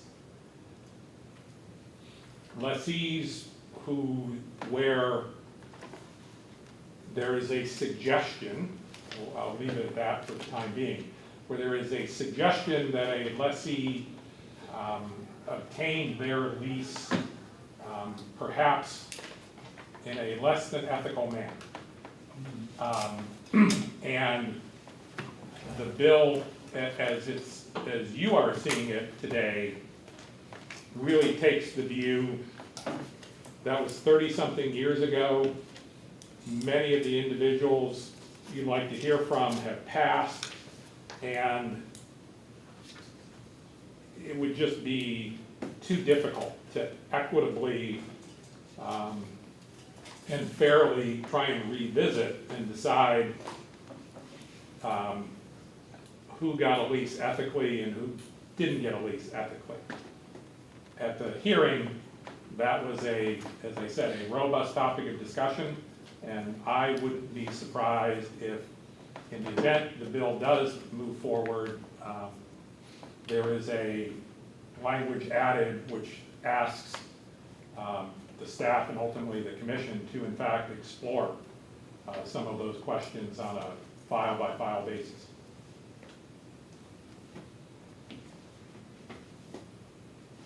So do you want to attach your concerns into this bill? If that's the board's concern, what we're gonna do is we'll compile and put together whatever the board wants. If there should be any amendments, any concerns, most especially if the board supports the bill or not, that's something we need to get to the legislature as soon as possible before the session begins and discussions. So it's up to the board. We just wanted to make mention of our concerns is giving additional 2 years, understandably, to given on our staff level. But I just feel that 2 years is kind of long. If you had it for 20 years and you needed 3 more years, more than likely there's nothing you're gonna do still. Whereas today we went to lessee A's farm, and that lessee was not in compliance, we're gonna give you 60 days to come into compliance. So that's all our concern was. Do we need a resolution for this one or just a motion? If you guys collectively want to decide on whether you guys support the bill, support it with amendments, support it with, or don't support it, that's what we need through a motion, so we can provide that to our oversight chair, Speaker John. Because I know we participated in the public hearing at that time, so Yes. supporting the bill, so. What we're looking for now is the collective voice of the board regarding the bill. No? Well, I'd like to make a motion that I am in favor of the language of a bill 334, that's 370.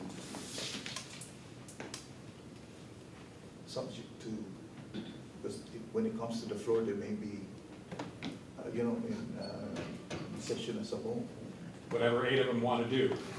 So support the bill, plus do you want to do In its current amendments to form. that? That's what I understand so far, because I know that we have discussed this Yes. story for the last 13 months since Typhoon Mawar, and this is how this thing kind of came about, so. Okay, thank you, Madam Chair.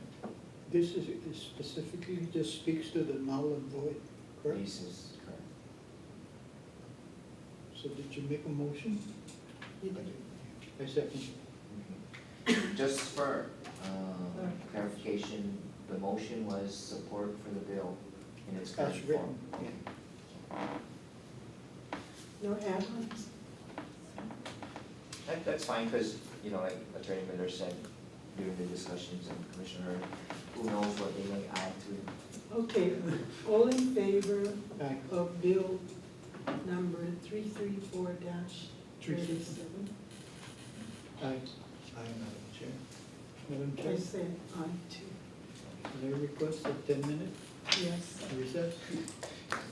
Drink water. I second. Okay.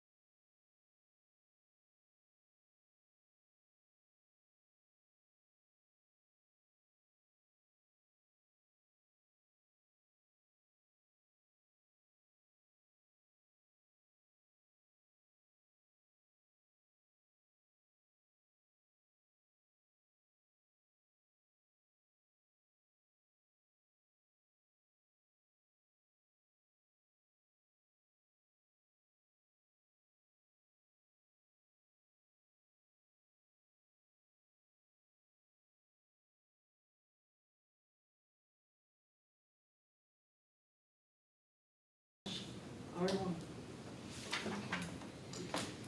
Thank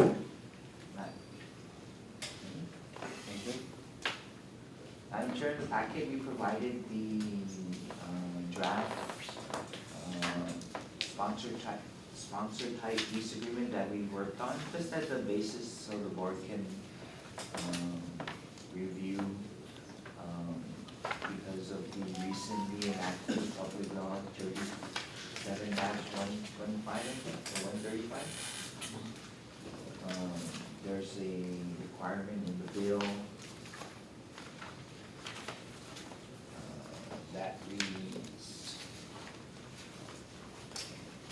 under page 158, section 62, lease of lot 7161-R1 Gigo Guam to the Guam Motorsports Association.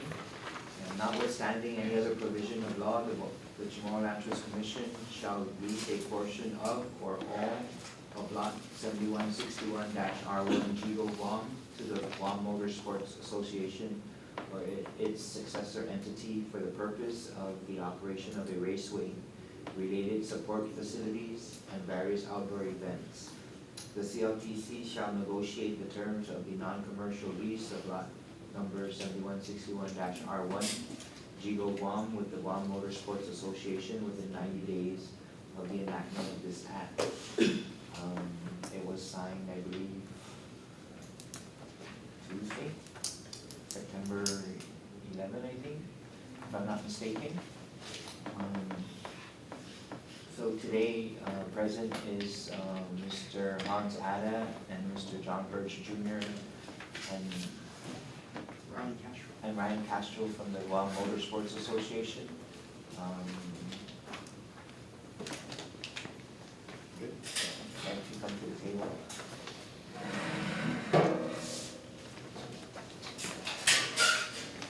Please state your name, just for the record. My name is Hans Ada. I'm Ryan Castro. Already, I'm John Birch. Thank you guys for having us. Good afternoon. We want to be respectful of your time, so we'll be brief. Our Vice Chair, Guam Motorsports Association Vice Chair, Jr. has a couple of requests. Well, probably more questions, because we're really new at this. We want to make sure we're asking for the right things. I know Director Cruz brought up the sponsorship program. If you wanted to talk about that, we're willing to talk about that as well. Really what we're here to do today is simply just put in a request for a working session or an executive session, whichever is required of this particular situation, whichever is more convenient for the board and for CLTC staff and legal representation. Madam Chair, if I may, would you happen to have any proposals available, just so that the board, we can be provided to the board, just so they have an idea of what GMA's request may be, or? At this time, I want to make sure, before we even present a proposal, I want to make sure your concerns and CLTC's needs are voiced. We want to make sure that this is an open working relationship during these negotiations. If necessary, we can create a proposal. We can submit one by the end of today, that's for sure. But I want to be more respectful than that, given the history of this particular property. I want to make sure that we're working together. Like I said, your concerns, I want to make sure that it's heard, and we ensure cultural preservation and land preservation as well. Madam Chair, if I might, I think what the Commission is hoping to get a sense from you all, given the direction we have from the legislature, is how much of that particular lot would you like to control? How long would you like to control it? And what's your sense of what the appropriate lease payment is? I think too,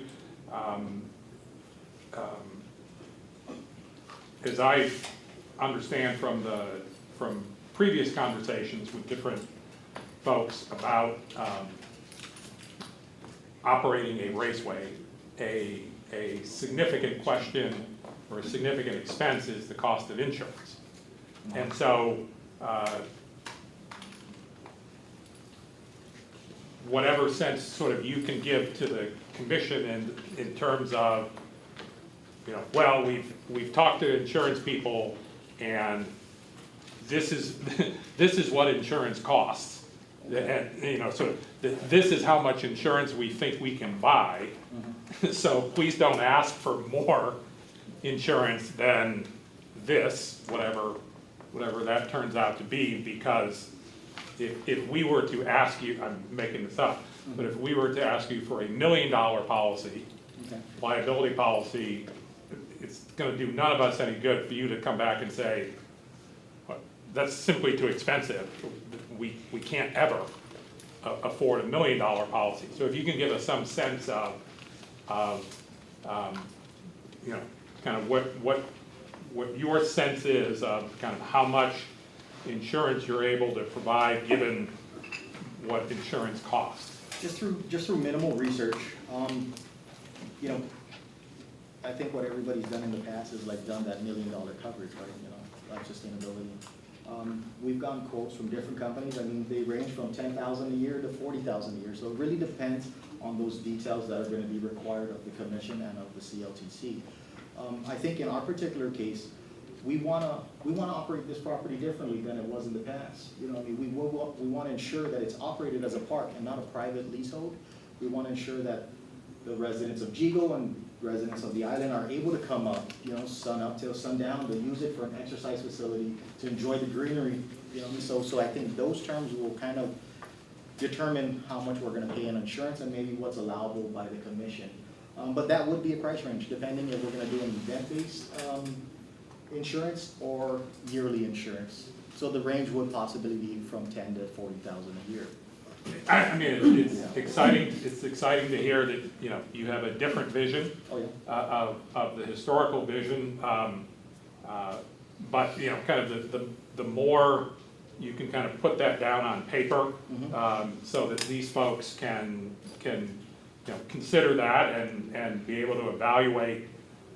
Well, gosh, you're providing all this array of benefits to the community of Guam, and you know, you're not going to earn revenue from some percentage of those benefits, so it doesn't do us any good to try and ask you to pay for providing benefits that you're not generating.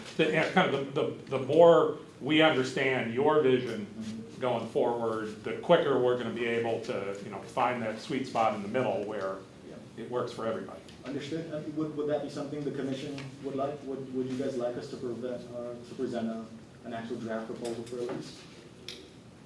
Well, actually, I would like to see you guys provide a proposal that would include feasibility study and financial statements. Financial statements regarding what you will be doing in the track and who will be your sponsors. We can. Because, you know, like Attorney Miller was saying, I mean, insurance is not cheap. Understood. So we need to know that you're capable and able to meet these obligations that you're going to incur.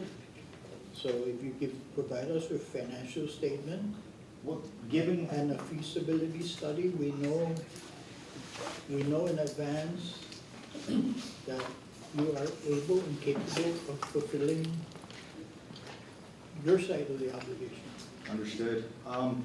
We will be able to obtain insurance through sponsorship, and of course, you know, definitely through the sponsorship. If you would like us to prepare and obtain that insurance now to present it to you, we probably could do so. You know, we talked with some of the sponsors. That's evident. We also have memberships that we could project. Well, I'm more interested in seeing what your current capability is before we go into negotiations. Understood. Because right now you're coming before us and you want to do piecemeal this, piecemeal that. And Oh, no, not at all. Like I said, we can present a proposal like Attorney Miller suggested, through my personal history, I'm one of the co-founders of an organization called Baja Bash. It's a for-profit business license, because at the time I wasn't sure on how to draft up a nonprofit. But we operate as a true nonprofit. Every single penny we've ever made, just through the events that I've done with our group, we've donated to the fire department, we've donated to the police department, we've donated to Harvest House, and that just speaks to our credibility. So definitely, we can present a proposal with insurance included. Maybe if we do get to that point, we would need to know how much land you guys are willing to allow us to use. We don't need the whole portion, that's for sure. That's always been a hot topic. I want to state on the record, we do not need the whole portion. We are more than willing to give up the property that hasn't been used, and you guys can use it, as you please. We'll put that on the record. Our group, we're not looking for the whole thing. I mean, unless you guys require us to obtain the whole thing, then we will. But if you do not, we don't need it. I think to put a finer point on Commissioner Garrido's request is what we're looking for is a business plan and a sort of a budget that goes along with that. That, here's your vision. To execute on that vision, you anticipate, these events across this timeline, and you're contemplating, this much revenue, this much projected expenses, because again, it doesn't do us any good to do a deal and 3 months into it, the rent check doesn't arrive, whatever the rent check turns out to be. So we want to make sure that whatever this vision is, we're all signing up for, is something we all think will succeed. I will just, to be blunt, think about what you're going to do with that drag strip. I will tell you that the drag strip concerns us, because if you lose it to the left, it's a long way down. And to the right and to the end. So, right. Yeah, we'll be blunt. Yeah, exactly. So, Understood. so what are we going to do about that? Oh, yeah, totally understood. There will have to be some mitigations, maybe on how we race, you know what I mean? But yeah, if it is a business plan and a proposal, like I said, we can do that. That's extremely That would be easy great. for us, yes. As to my request for a working session, is that something we can entertain and possibly get a date today? Or an executive session, whichever is more convenient, whatever the difference is, I don't know. I leave that to you guys to your. I mean, I think I will be bold and speak for the entire group and say, as soon as we see the business plan and have an opportunity to digest it, I think there'll be an opportunity to rapidly kind of get together and begin a dialogue of ideas.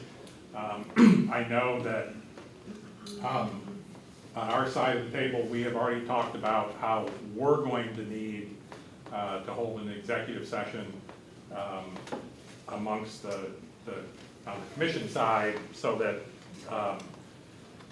the staff and I can get direction from the commission as to kind of what their vision is, what their parameters are. But yeah, as soon as we have a sense of where you all would like to end up, and we can digest that and process it, and so that when we do actually get together in that work session, we're not starting out this far apart, we're only starting out that far apart. Understood. How soon do you guys want the proposal? You guys want it by? Whenever you're ready. And should we just email to everybody, or would you guys like hard copies? If you can just send it to the director, he can distribute it. Yeah, so we can receive it so that it's on file that you receive. Understood. Besides the regulation of insurance, there was also financial obligations. Any other requirements you guys are? I mean, like I said, we're interested in making sure that whatever the vision is you articulate in the business plan, the money's going to be there to make it go. So the bolder and more aggressive the vision, the more questions we're going to ask about how you're going to pay for all of it. Okay, understood. does the board or staff have an idea of how much property you guys are willing to let us use and what that price would be? Probably not. Okay, so maybe because ultimately those numbers will determine how much our entrance fees will be, our memberships fees will be, that's all gonna be processed into this business plan. I mean, But we can leave it vague, we can leave it vague if that's the- the request. The difficulty in being able to respond to that question now is, you know, we have a very large tract of land. Yeah. And our job is to use the entire tract of land for the benefit of our eligible beneficiaries. And if your vision, it wants half the land, but you want the southern half, we'll have to talk about, well, gosh, what's a compatible use that we could make of the northern half? And depending on what that use is, if that use is making a lot of money, then maybe we don't have to make as much money on the southern half. If the vision you all articulate says, well, we want a third of the property, but the third we want happens to be the middle third, then we've got to talk amongst it, well, what are we gonna do with that piece, and what are we gonna do with that piece? And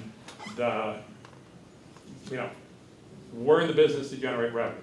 And so, to the extent what you don't want is something we think we can generate some or a lot of revenue off of, that takes pressure off needing to generate more money from the piece you do want. So we need to understand. But at this point, the board and CLTC staff does not know a number. I just want to make that clear so that when we do draft our business plan, because like I said, we're going to incorporate numbers if that's what. I know on the staff side, we've never talked about it. Never, okay, so I guess we'll all do our best to make sure everybody's happy, and that's really what I want, right, is make sure CLTC's happy, the beneficiaries are happy as well, but without dealing with an actual number, and I know that's why we would request for a work session to see what's more appropriate for the board, what's necessary for the CLTC. We'll do our best, but at the same time, we want to make sure this property is open to the public. Like I said, I don't want history to be repeated. So we'll do our best to generate some money, to generate some numbers for you, in the consideration of insurance. And I mean, to say it. rent would be a little bit hard since there's no number on it yet. I mean, to say it in a slightly different manner, as the discussion about reopening the raceway has occurred over a number of years,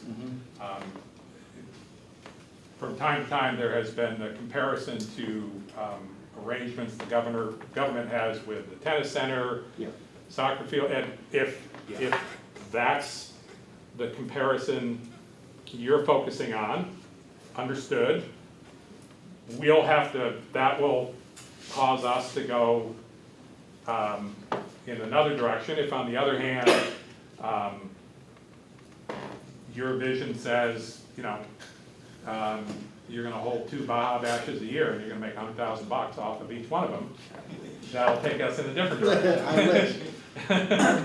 Is there something that you can give us to compare it to? I mean, an actual CLTC property lease that maybe we can compare numbers to? I mean, I'm not sure if the tennis is CLTC or is that DPR. House Angels, I mean, we've tried to do some research so that we can get a basis, to appease both sides. But maybe it's something you guys can help us out with. Is there a base number that we can work with that you guys suggest? Maybe when you rented your Baja on your first operation, how much did you pay?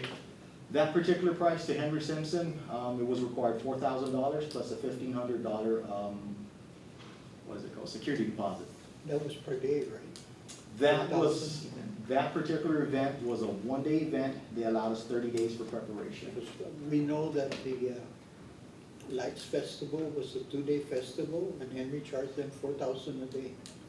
May have been their rates, but I was made to understand, this was before my time, I was made to understand that there was a prior agreement with Henry and the aggregate sales of being 50-50, so maybe that's how, I'm not too sure. I hate to get into that stuff because I don't want to ever speak on something I don't know. But I do know what I did pay for that particular event, 4,000. plus the $1,500 security deposit. Then when you raise, how much do you have to pay to raise? When I did that event, I didn't charge anybody. I did it for the community. We did hold a raffle. I believe we raised, over $2,000. Those gifts were donated. So the only thing required for those particular participants was for them to bring a gift to donate.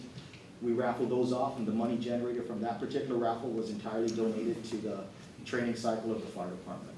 That was the whole reason why we did that particular event, was to grow the island, you know what I mean? And really, that's gonna be our focus now, is to grow the island and grow our sport. You know, I mean, there's so much opportunity that land can give our people. What I expect you to submit is your best offer. Best offer? Yes, because that's the icebreaker. Okay. Right now, you're expecting us to give you something, and Our main goal is we're to be expecting you to give us something too, and that's why I wanted to see financials, which is the business plan, and also your feasibility study. Could you explain me in this feasibility study, what would that entail? What you expect to generate in the upcoming years, and what events you hope to sponsor. See, like when Henry, 20-some years ago, got his sweetheart deal, Oh, yeah.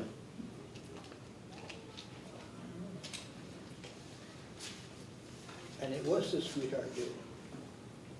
But he wasn't following the rules. So we need to know what your, like the attorney said, let us know what your vision is and what your capabilities are to ensure that vision comes to reality. Because I mean, everything has trade-offs. Oh, So, for example, as desirable as it might be, that the facility be open every single day to individuals who want to run a trail or ride their trail bike on a trail for free. That's great, it's very desirable, but from our point of view, we worry, well, you know, that person's gonna hit a rock, gonna fly off their handlebars, gonna bust a shoulder, and we're all gonna get sued for a dangerous obstruction. And so, if the facility is gonna be open 365 days a year to runners and bicyclists, like I said, good news, that's very positive for the island. Bad news, that's an insurance risk. So we gotta correct. work through all those types of issues. Totally understood. So yeah, we'll definitely try to give you our best number, with also appeasing to our community with keeping the racing fees affordable. You know, it's always been the goal, is to keep it affordable for our local people. And please don't try and make comparisons like with the House Angels and these other, the soccer groups and stuff like that, because they established more than 20 years ago. Understood. Okay, and those rates were rates of 20 years. Today's rates are quite different. We can only hope, right? That we get That's why the I best said rates. submit your best offer. Understood. But just And because no, attorney you know, filed we out- have no comparables because we have not negotiated into long-term commercial lease recently. Understood. The most recent one that is being negotiated is changing the terms of the golf course lease. But that's just on the surface. It has not been cemented. So this And, is, and what they offered was very substantial compared to what they're currently obligated to pay to us. so this is exciting. We get a chance to do a lease out of the ordinary and kind of make history, right? That's what I take from that. I like it. Yeah. I definitely like it, yes. That's why I said, give us your best offer because that will be the starting point. Understood. Is there any number, you guys, before we leave, is there any number you guys, like a minimum? Well, as you heard earlier, Yep. if you were here, Tata. well, I guess I wouldn't pick the Tata lease because the I legislature, heard that number. well, the legislature the legislature picked those numbers. Oh, okay.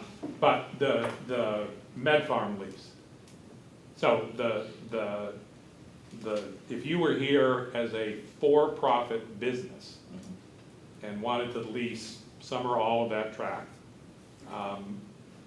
what the law tells us to do is get an appraisal for the value of the land with your for-profit business operating there, and the minimum annual lease payment is 10% of the value of the lease.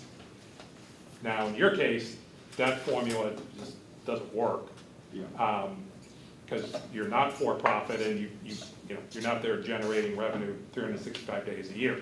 Yeah. But if you want us just to, sort of give you the place where we start thinking about, well, what's this worth? We start thinking about it by saying, well, what's the land? What's an appraiser gonna say the land is worth? And we want at least 10% of that number every single year. Because that's what the law tells us is the minimum baseline. Understood? But show us your vision, okay? Because right now, it's very cloudy. Oh, it's not, it hasn't been presented. Yeah. Totally understood. Yeah, and you're asking us to try to negotiate, but we don't know where the starting point is. Yeah. I mean, I think that's for both sides, we're both trying to find that starting point, that happy medium, so that, everybody's happy in this particular. Well, go ahead. Okay, we understand that the legislature mentioned non-commercial lease. So when you guys were working with the legislature, how did you guys come about to negotiate with the senators to insert the language non-commercial? Because in the beginning, you guys were asking for 252 acres. Then now reduced down to 150. Then we were saying we wanted this thing back since 1998. We wanted the 50-year lease to continue. So just to make the public understand, we're not against racing, we're pro-racers, but we want to be treated fairly. That's number one. Number two, the program for the CHamoru Land Trust is specifically for residential and agriculture. This is an auxiliary component that we're entertaining because the legislature now is demanding that we negotiate with one vendor, which is your group, and a successor entity. So my question is that who is your successor entity, number one? Number two, on the non-commercial lease, how did you guys work with the legislature to come up with that language, non-commercial lease? To be honest, I was surprised when that came out as well. Surprised in a good way, and in a worrisome way, because I'm not sure what that means. I don't think anybody's sure what that means. As to speak to the 250 and then the 150 requests, those were prior to my affiliation with this particular group. Since being part of this group, I've always said we don't need all that property. And I do understand the primary mission of the CLTC and its board. And I would respectfully tread lightly whenever I ask anything of the board or the staff, because we know this is a particular case. I don't want to offend anybody. I'm CHamoru as well, and I know what CHamoru Land Trust is for. It's for our people, you know what I mean? And when it comes down to it, our people will still be able to enjoy this property, and that's really our goal.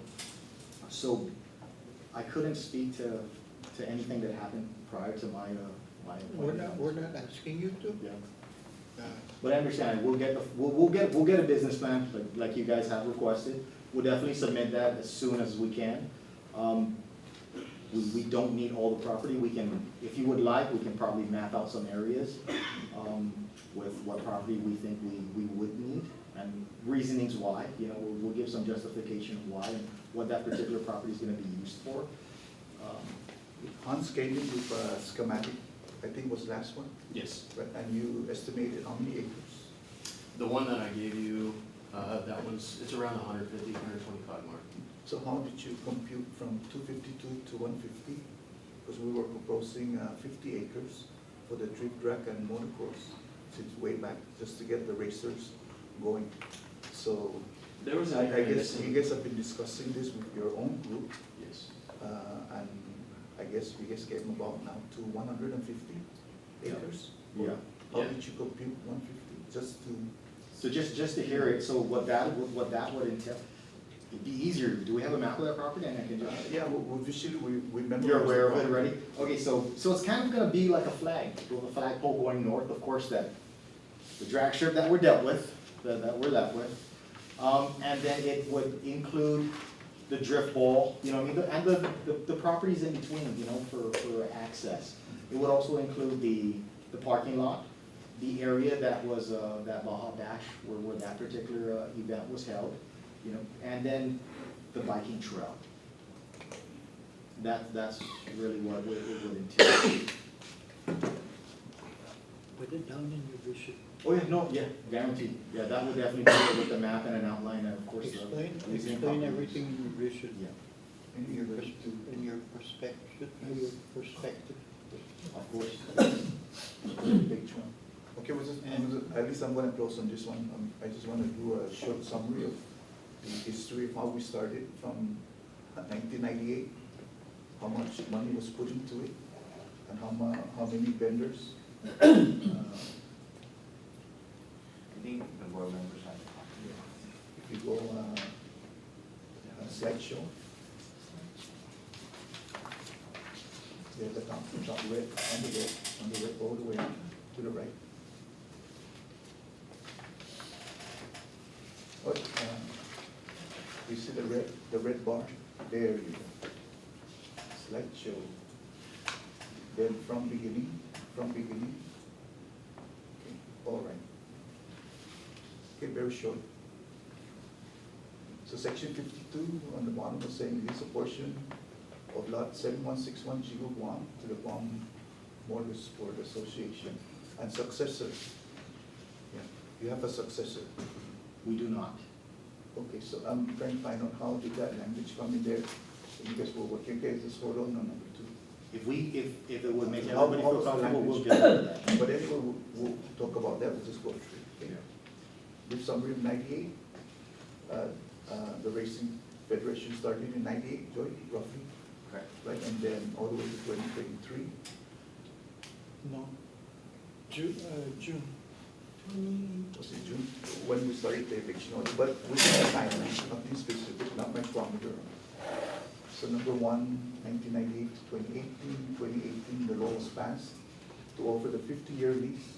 That was when the lease ended in 2018, right? No, and then the legislature introduced a bill for a 50-year lease for the 252 acres, 1 million square meter, to continue the operation. And then number 3, Speaker introduced Bill 287, that's 37, back one time.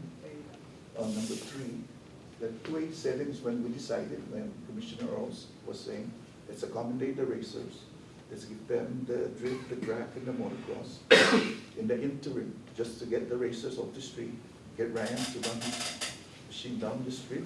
And how much do you pay Ryan to race? In an average race event on a Friday night, Yeah, you pay, $10 to $20. okay, no, and then you spend 20,000 to get the machine. Okay, Totally then- upside down now, but that's correct. Next page, mandatory, what's that, for tenants to sign conflict-free, conflict avoidance, that would be our legal, with your legal. A is, CLTC is transparent in negotiating good faith, there's no flipping maneuvers, again, your successor.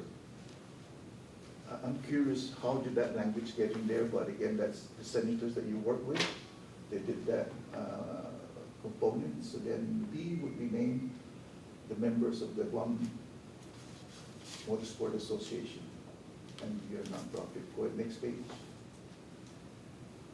There's the con. We estimated 1.5 acres for the drag strip. Oh, I'm sorry, 5 acres for the drag, 10 acres for the drift, 20 acres for the motocross. What we wanted to do is everything else was going to be managed by the land trust.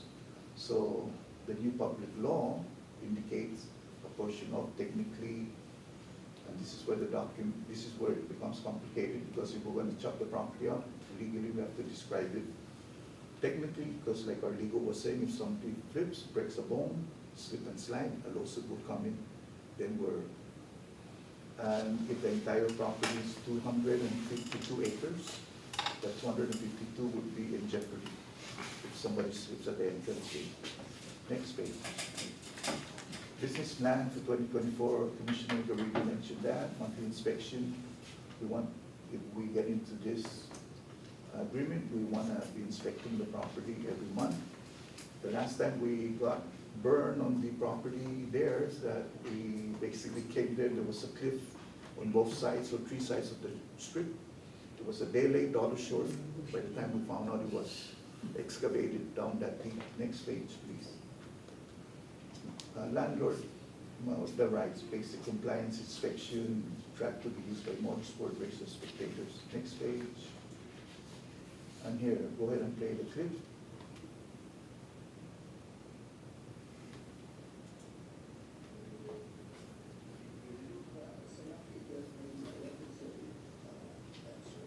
You can read the lips. We're gonna get the senators to do what we're gonna do. They got the senators to do it. Ho, ho, ho, Merry Christmas. We're here today. Okay. Okay, so submit the documents, the commissioners and, there, let me see, on the underscore, last year. Well, failed to meet the promise as noted on Bill 435-24, that's Public Law 24-141, that's in 1998. From the beginning, was that the motocross was transferred from Cross Island? Any of you was racing at Cross Island at one time? You remember the Cross Island? Right, you remember it was there? Smoking Wheels was at Cross Island. So, my question is that, why move it from a immaculate red dirt area for the motocross and move it up here? So, but anyway, that's it for my part, Madam Chair. Okay. If I may add to your concerns, I know there are concerns. I share those same concerns about the language of its successors.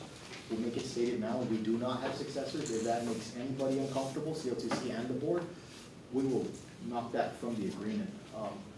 By legislative amendment? Or we can put it in our work that lease. out. Yeah, we can work that out in our lease. I'm not sure how that got in there or why that got in there. I'm a true believer. I'm here operating in good faith, that we are gonna be there to open it and operate it and not hand it over to somebody that's done this in the past. I hate to have that happen. I wanna Make do that. sure also that you indicate your management skills, Okay, okay, and there's one more thing I want to ask you. Oh, supporting documents of, your plan, okay. your vision for your plan. Like if you say you're gonna get $1 million liability insurance, support it with who's the vendor, Yes.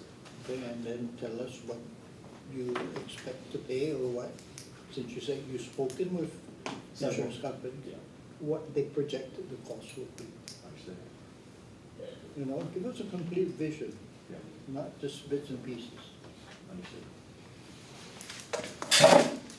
So, is there any luck on actually getting a date for this working session?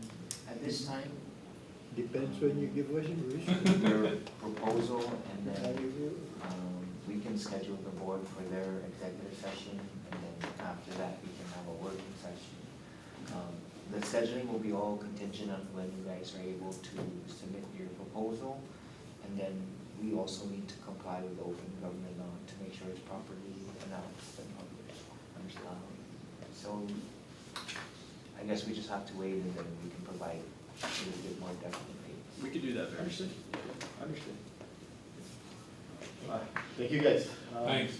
Things it's exciting, and thank you just for having us here and hearing us out. You know, I think this is the closest we've ever been to actually doing things right. So we're excited to do it right this time. We've always wanted the track to be in operation since the end of 2018. Oh, yeah. So, and we're still there, we still want it open, so. Oh, yeah, we share the same sentiment. I tell you, we're extremely disappointed finding those cliffs and finding out, you know, different pieces of the property. As just constituents and usage, as just people that use the property, trust me, we were extremely disappointed to see what happened, and, you know, yeah. But excited to get things going. We'll just And remember, we still have mandates to follow, and that's, you know, that's why we're here, we're protecting the funds. So, okay, have a good day. thank you guys for what you do. So if you can drop a hard copy, that would be great, just so that we ensure that you guys get a received copy also. Okay, will do. Thank you. For sure. How's your dad? John, how's your dad? We just got word he's retiring. He's aging with fine wine, like fine wine. Now it's just time to enjoy it, right? That's just what it is. You guys have a good day. Thank you.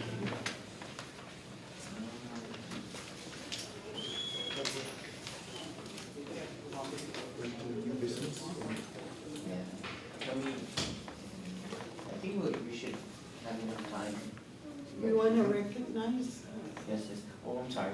I forgot to mention the appointed Commissioner, Mr. Ibanez, is present today and has been present since the beginning. That's my fault. I didn't introduce him. Please, I apologize for that.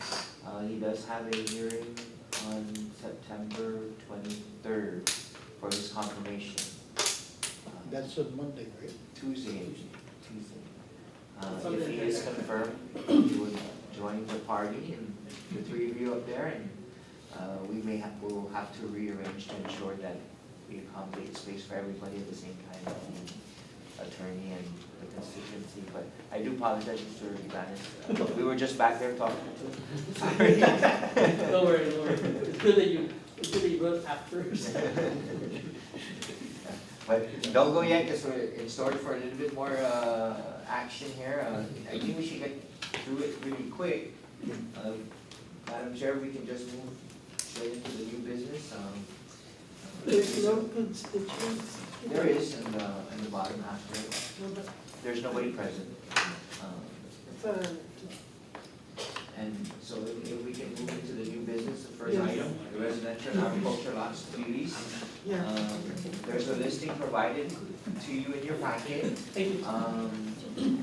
The staff and I have been burning midnight oil to make sure that we commence the process of issuing residential and agriculture leases, but if we don't get your approval for the lots to be leased prior to, we'll be stepping on our tails again. So in your packet, you have a listing for agricultural properties for leasing and a listing for residential properties for leasing. These lots are within tracts of property that already have leases.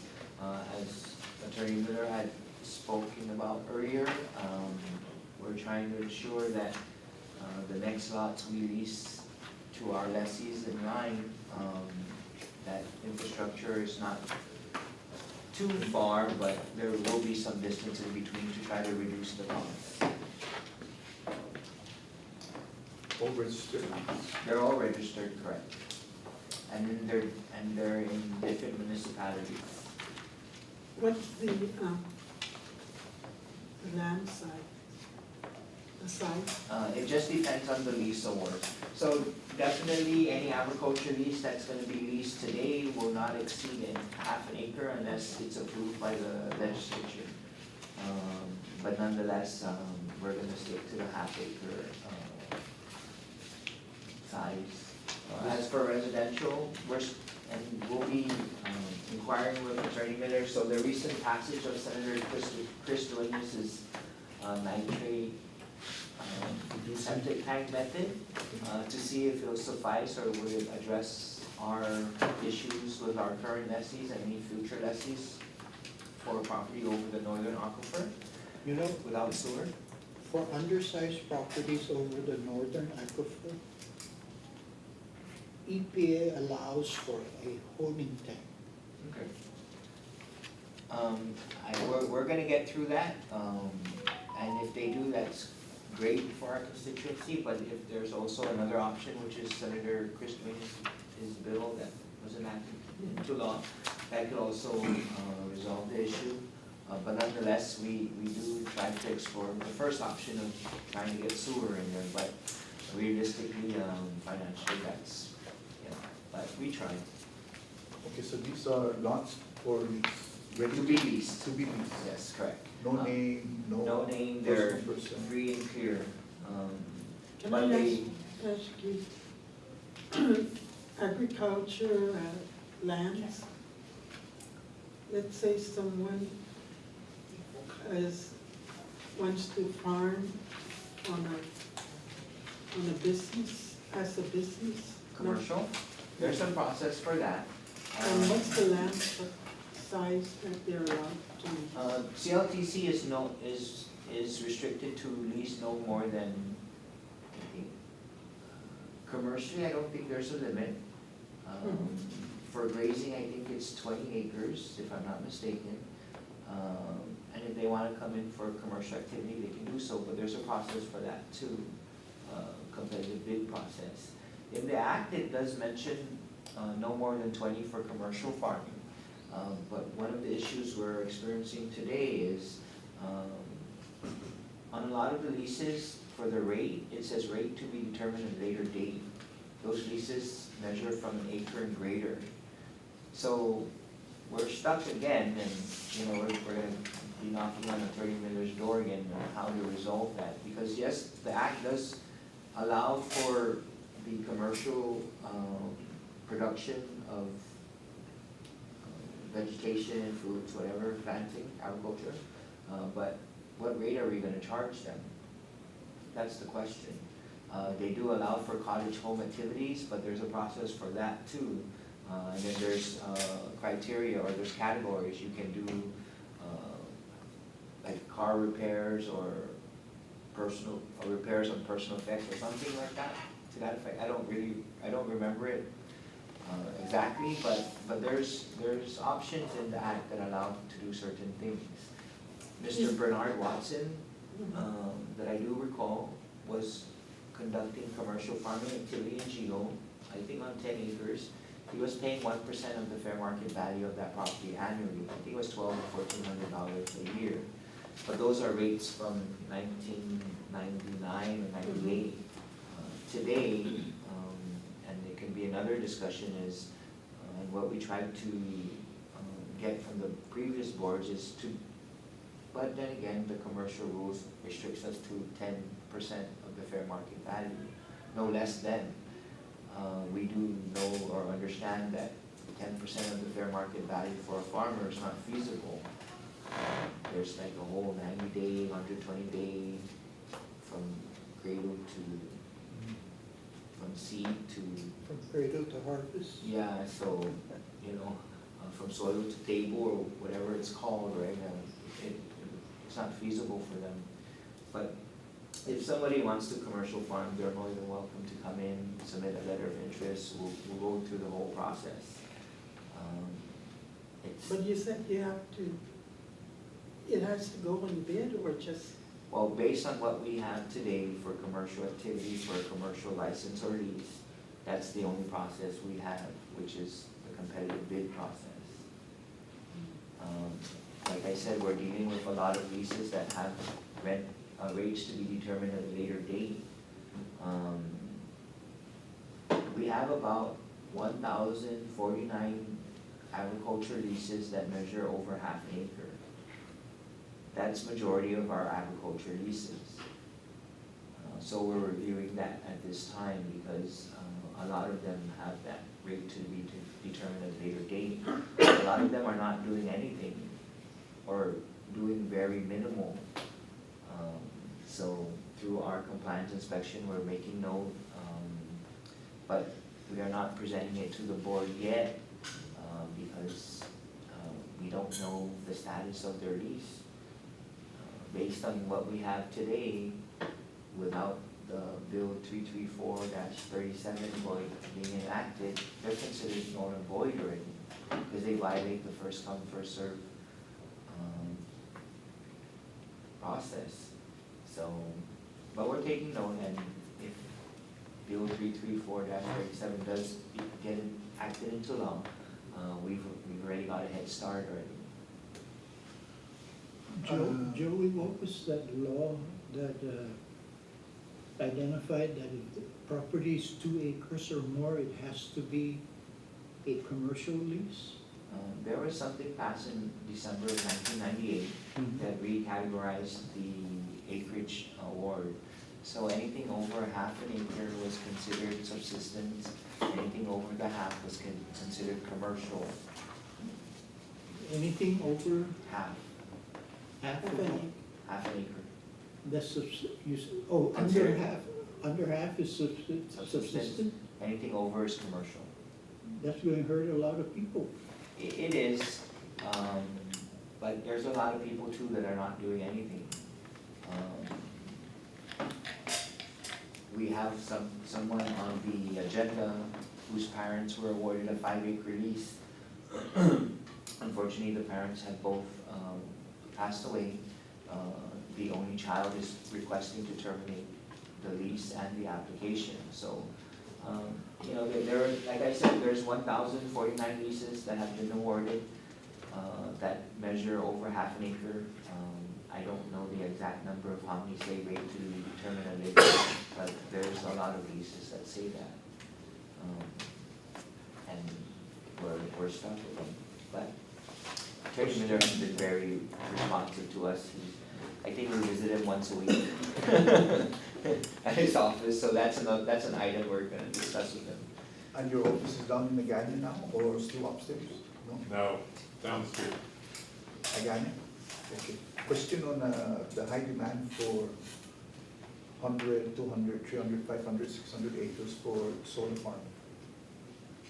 We have to prep on how to address that, because one of the conversion that we're working on now, which is a 200 acre to be converted from golf to solar, is being, it's an estimate of 25,000 per month. Based on their net present value that they calculate. Right, at the current rate. But that's at the high, that's at 9 million. Because if I remember correctly, the acceptable or desired annual, or the value of the lease was between 6 and 9, or 7 and 9. Today, that current lease is only valued at a little over 8 million. So if the legislature should decide that it's 7 or 8, then it's not a good deal for the commission. 7 or 8 million. Yeah. Right. If they decide 9, that's only a little bit higher than what its value is today. They pay 24,044.18 cents a month currently Okay. on this escalation. When you do the straight line amortization of the 9 million, it comes out to only $25,000 a month. What is it, a little over Right. 200 something? And that's about $125 an acre. I If you believe so. compute 25 at 200 acres. Correct. Madam Chair, members, the golf course lease is not on today's agenda. So Oh, okay. we can certainly, All right. and as we previously discussed, we intend to call an executive session in the very near future to talk about strategy for the raceway lease, and we can certainly add the golf course lease discussion to that same executive session. We'll just, yeah, I guess we kind of merged into bifurcated. You jumped. Potential residential use. But okay, all right. We're in agriculture these days. Agriculture for solar. Did we make a motion for the raceway? No. No. There's no action. We're just pending their submittal. Ask them to submit the business plan. But we should have made a motion to recess until they submit their plan? Not necessary. Okay. We It's up to completely it's on their side. completely separately, um, staff will be talking to you all individually in the next few days to try and pick a date when everybody's available for this executive session. That would be like maybe 4 hours or? Could be, maybe longer. However long you all want to talk. Nonetheless, it has to meet the minimum requirement of the court reporter, so if she requires a minimum of 2 hours, so it's gonna be greater. For 2 the hours. court reporter? Yeah.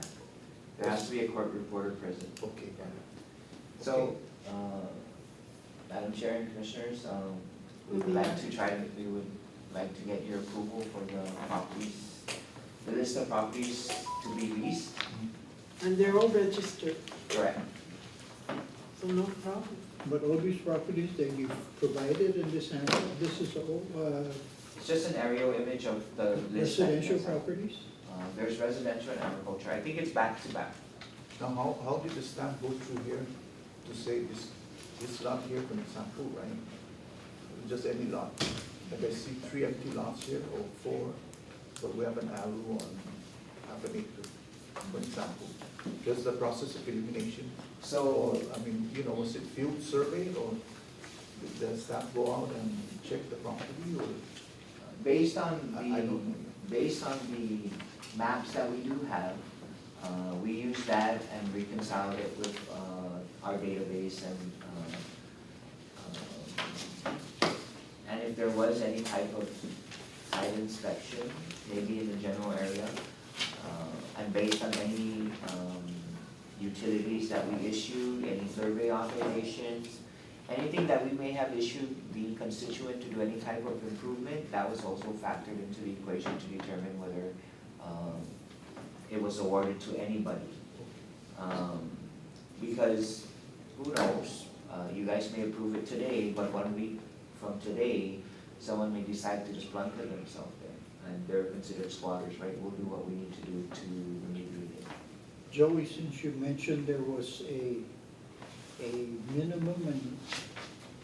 minimum acreage for subsistence farming, and anything over the half acre was considered commercial, Correct.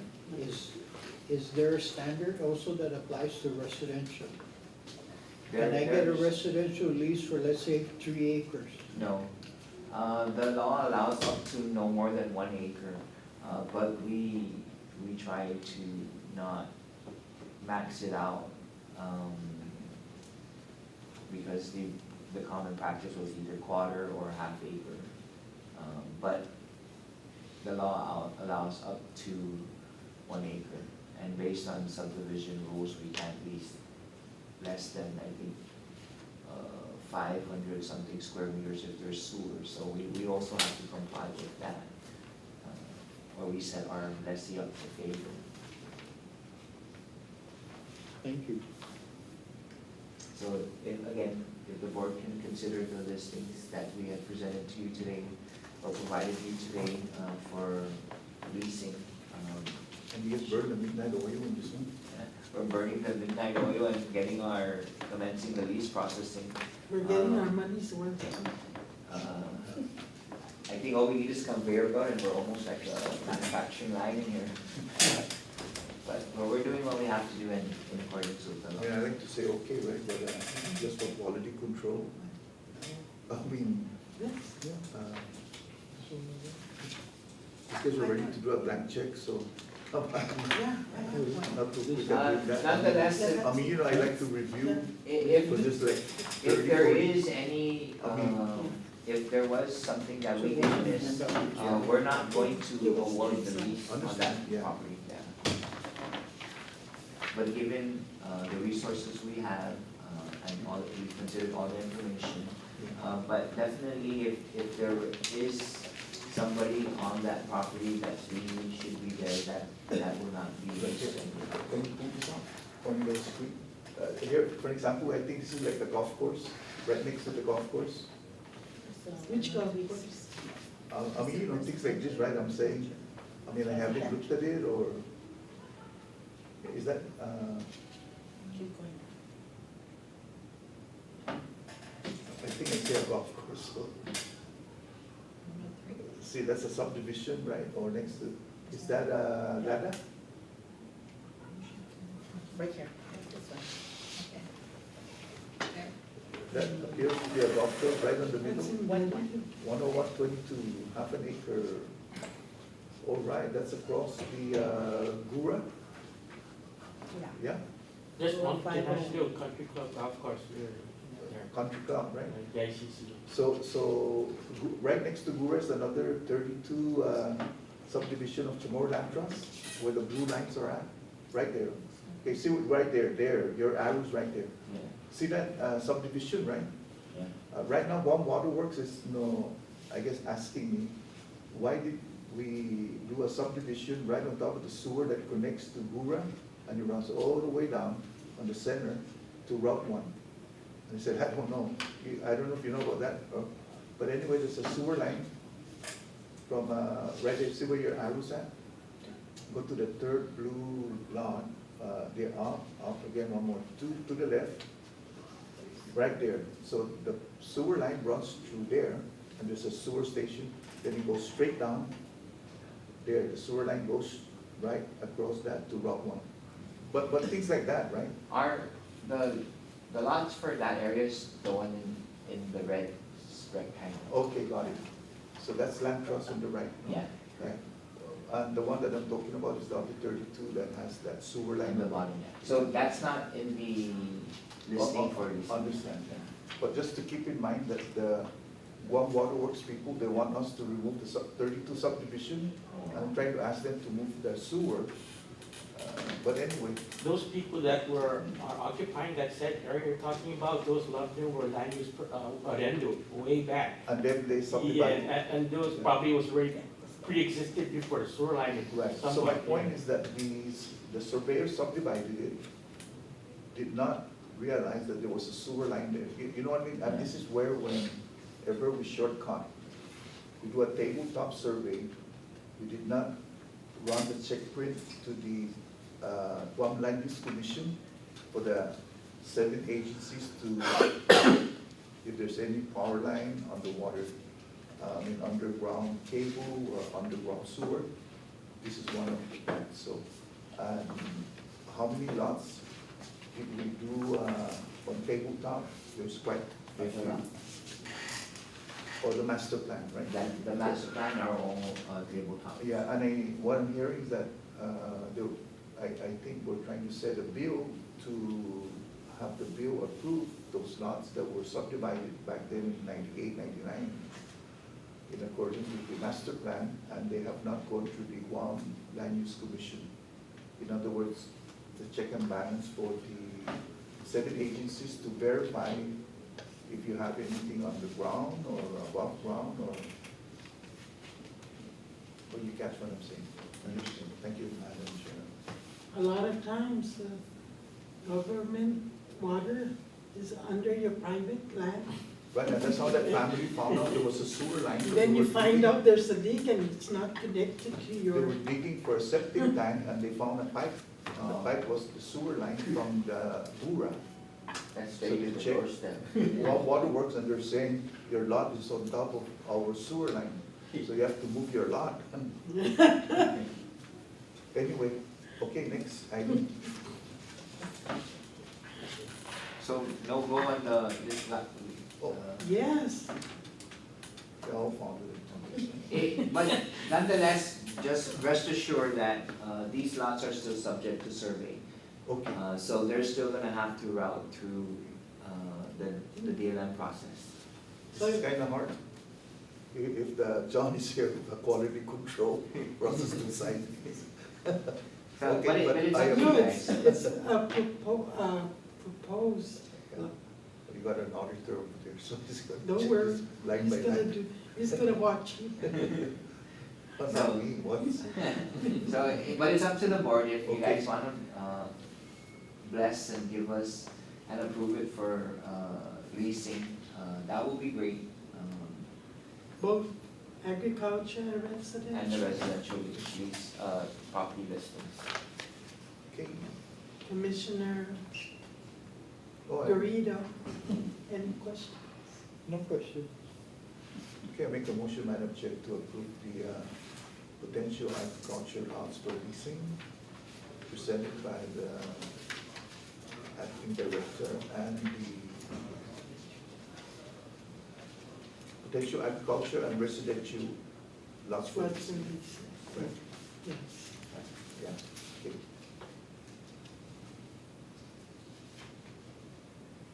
You need a second. A second? All in favor, say aye. Aye. Okay. Motion carried. Cheers. All right. Okay, thank you. Our next item on the agenda, item B is, we provided you a list of all the unregistered property in CLTC inventory in the order of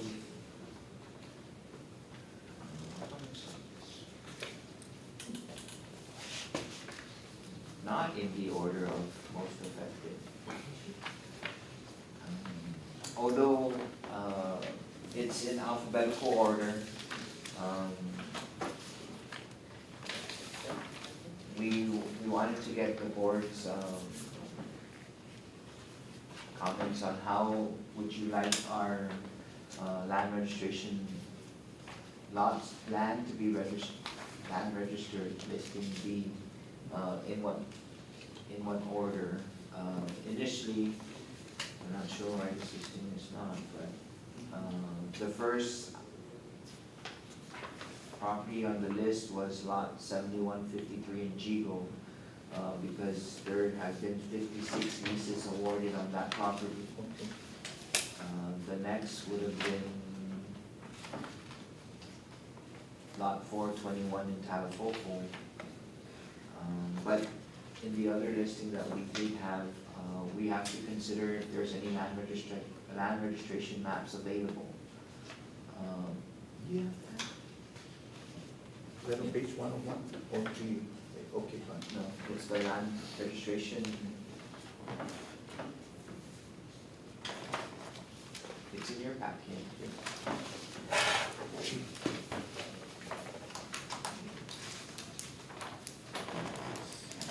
Agriculture listing. If possible, can we put this, just table this and we'll come back to it?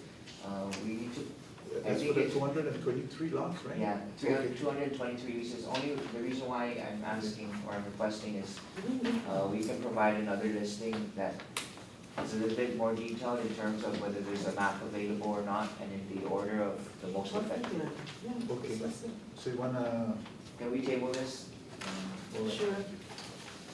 And the detail you're gonna put in is regarding the, if there's any. Maps available, Okay.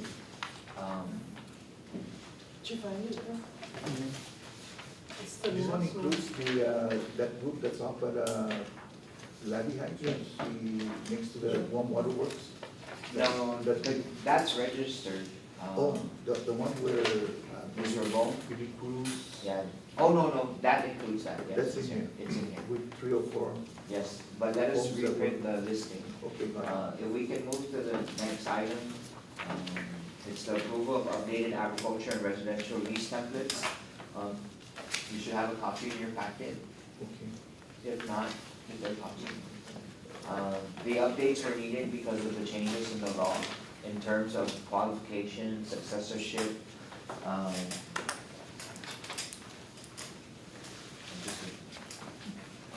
these templates have been reviewed by Attorney Miller, and it's being presented to you with his approval. What is the major difference of this, between this and the ones that were issued in 98, 99? So today, the leases, there's no native CHamoru, they're called, they're late, they're able as Eligible. eligible beneficiaries, it's not, Yeah, no. then the inclusion of the successorship with the life estate for unqualified spouses, the inclusion of grandchildren and the other, relationships, brothers, I believe, siblings. So everything that has been enacted into law since the last time we issued a lease to today, everything has been included. And then the requirement to pay the lease within a 1-year period. Everything that affects the program has For been, those that have leases. right. Question on a lessee that's already applying for 20 years, for example, indicated for the successor to be a grant. But the grant is not qualified under the new Chapter 75A. Now they are, Now they are, yeah, the grant is because of the grandchild. yeah. But what I'm saying is that grandchild, for example, is not part of the group that had their properties condemned between 1898 and 1968. But they were qualified from the first criteria, if they were eligible through the CHamoru definition of them becoming U.S. citizen, between, if they were U.S. based on the Organic Act, between 1898 and 1950, right? So how do we deal with that based on the legal sign? The successor, applicant, existing constituent was qualified based on the definition of CHamoru, to read that they became a U.S. citizen based on the Organic Act. And the successor is not qualified based on the new qualification based on Chapter 75A. I have a constituent case that's similar to that I'm gonna bring up, Yeah, yeah, that maybe you can answer, but I'm going to introduce on how we're going yeah. to. But that's good for you too. Right, where the successor is not qualified based on, okay, so documentary evidence, declaration of affidavit, attesting, right? So the successor attests that that's the mother, father, or grandpa, grandma that was the primary lessee, right? Ratified. And but then the child is not qualified. In other words, the child or that original occupant was not qualified under the second criteria. But you can also be, you can occupy the property, ranch, lease the property. So say your grandchild, you qualified based on being native tomorrow, right? Yeah. And then now you designated your Grand or grandchild. son or, yeah.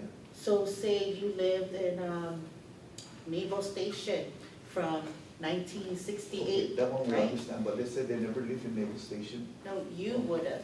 So your descendant, No, right, can attest. I understand that part. But I was qualified based on the CHamoru definition, 1898, 1950, but never had a land. Never had a land in there. That doesn't grandfather in, from, if you're qualified under 75, and that's the case I have today, and I'm gonna bring up, Okay. and now would have to qualify under 75A. They didn't grandfather in because at that time grandchild wasn't, children was not part of the successors, named successors. But Or even brother, sister, child. But the one that was passed into law was, A was grandchild. include a grandchild Yeah. and mother, right? So can we change the grand to son or daughter? Son, daughter is not qualified based on the new Chapter 75A of any land condemned between 1898, 1968. So is the Why is successor, that?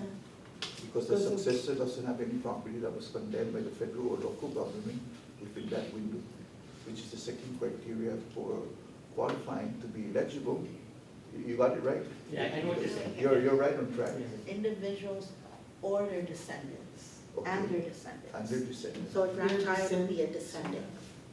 Would be That's- But considered it's a question, what if they don't qualify? There, right? The original point is that they were not qualified because there was no land taking, right? You got it? In the first 75, they qualified under native CHamoru, tomorrow, yes. but today, they don't under Okay. 75. If I may, the new eligibility criteria has expanded extremely. So, to your example, even if they don't have any land that was taken, that we can find through research, they can always sign the affidavit of occupancy, farming, or lived, or ownership. So we've discussed this many times. We went back, all the way back to when the Treaty of Paris was created. When the Spanish turned over the property to the United States government, it turned over Guam in 1898.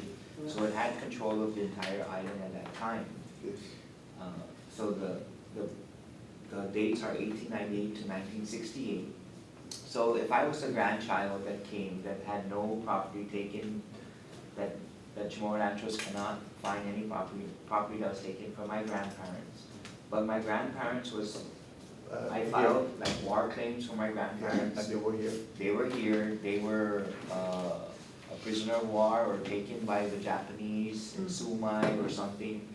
They were liberated by the US and all this other stuff, right? Yeah, they're qualified. They're qualified, because they just need to sign the affidavit attesting under penalty of perjury that this is what it was.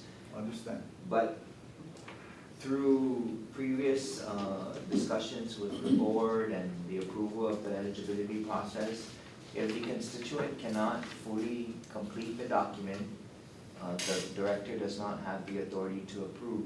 If there's any information missing, we present it to the board and you guys will decide. Okay, Treaty of Paris, so Bernice Sablon to Bella Nelson is qualified. If she can, if The we can grandparents were- prove, or we can, Yeah. she can provide information that can ascertain that they were here within that The time, grandparents, yeah. and they were either staying, farming, occupying Yeah, property. right. And of course, we're gonna run it through Attorney Miller, because our, at least my definition of it is, in 1898, when the Treaty of Paris was created, the United States had control of the entire Yes. island. That's what the requirement is, was any property over the control or condemned by the United States The government. entire. The entire island was. Okay, or I rest my case. I mean, if there's anything else, we can go through like I think I researched in the Office of Insular Affairs, it talks about all that stuff, so. There's a way, and like I said before, your Koi's grandchildren, great-grandchildren can qualify for whatever case it was hiding. Well, but Alright. also you can put her commercial or her residential lease to Yeah, a yeah. agriculture, but on a commercial. But she might, if there's nothing that allows us to sole source to her, there's nothing that says that she will get the like guarantee her to get it if it goes through the competitive bid process. Even if she tries to use the CHamoru criteria, she has to be eligible for a residential lease. So if she can't qualify, then she can't qualify for the CHamoru activity. From the Oyan Dhamma. Yeah. But So if it's bid out, she may, but maybe applicant C may get it because he has a more fruitful proposal. Okay, thank you, Madam. So next, item D on. So it's for the if the board can consider approving the updated templates. This again is in line with our burning the midnight oil to get the commencement of the lease awards going. Okay, Madam Chair, to make a motion to approve the new upgraded residential piece and agricultural piece as presented by the administrative director. that's the templates. The template.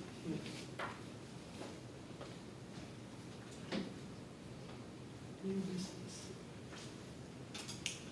She made a motion. I second.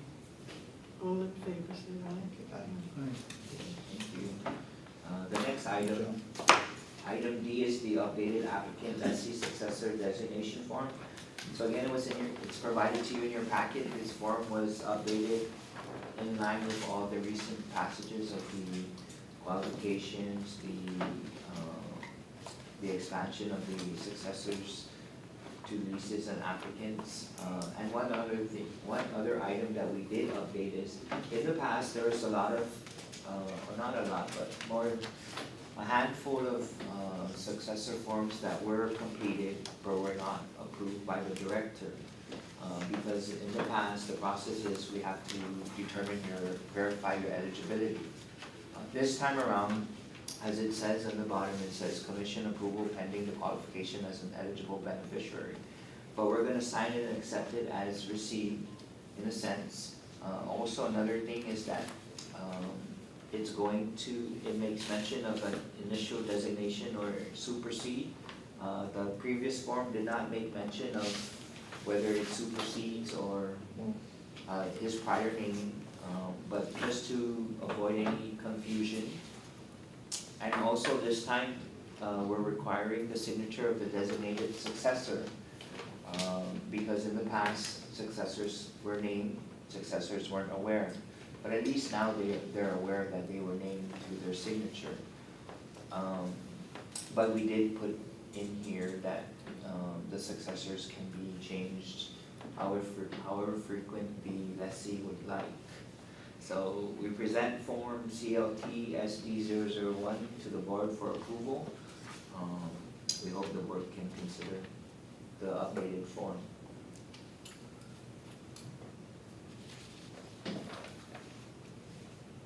Madam Chair, I'd like to make a motion to do the updated form.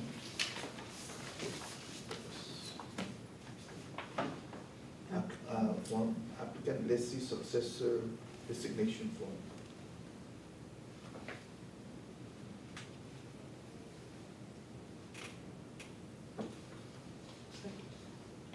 I second. All in favor, say aye. Aye. Motion carries.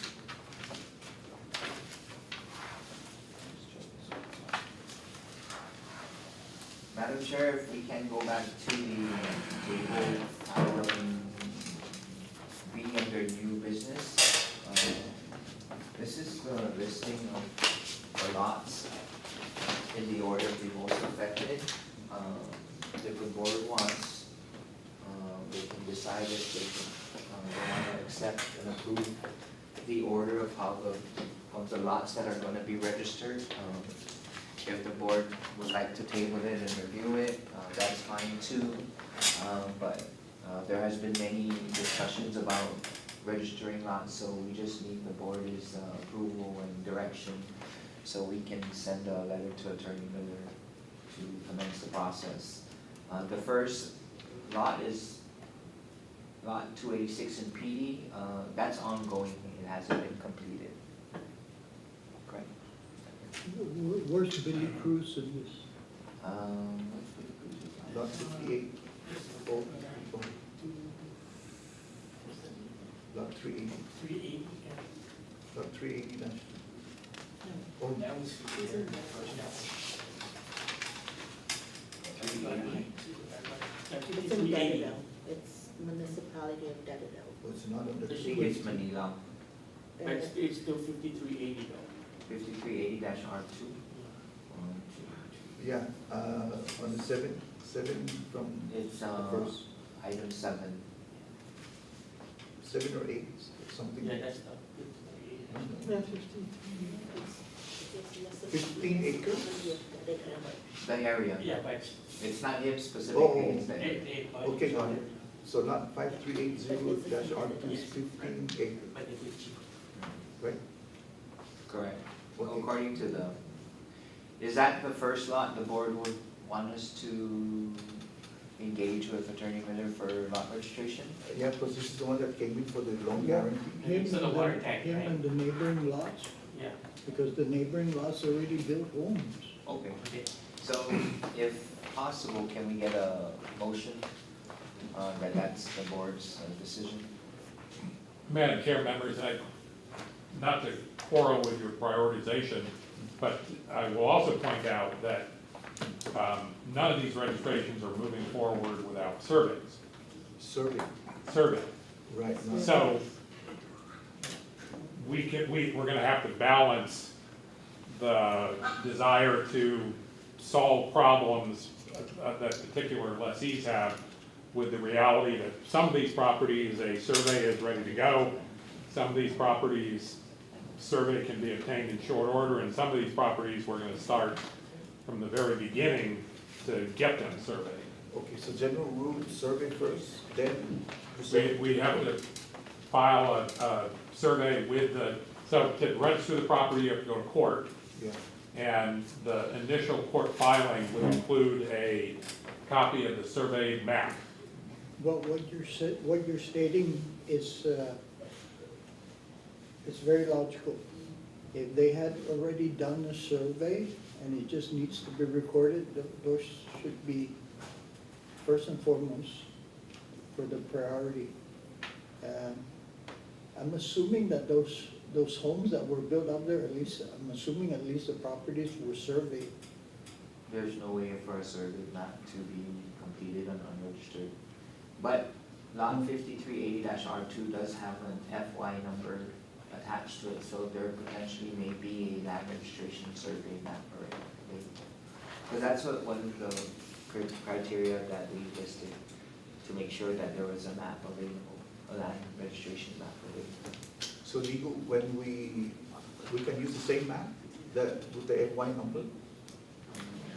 So, With the same FY number for the entire lot?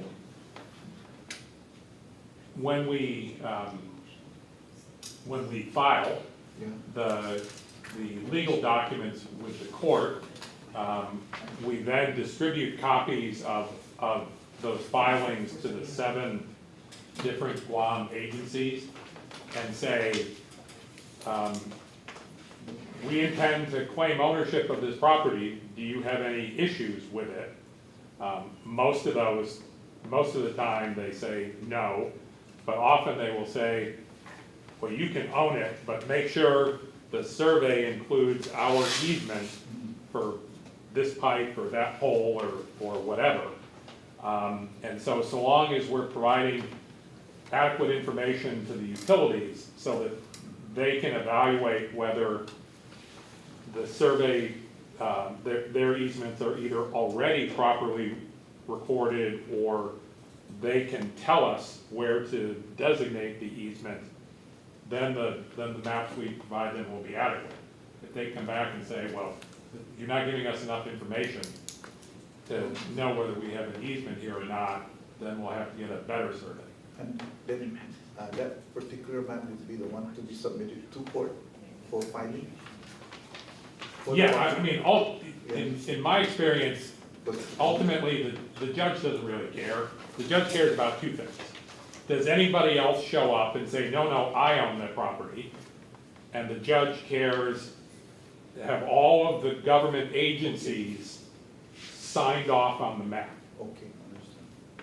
So the public is the first one, a public publication for. Right, does anybody else claim they own the property? Okay, understand. Okay, thank you. Good. So what is the order that was set up in this?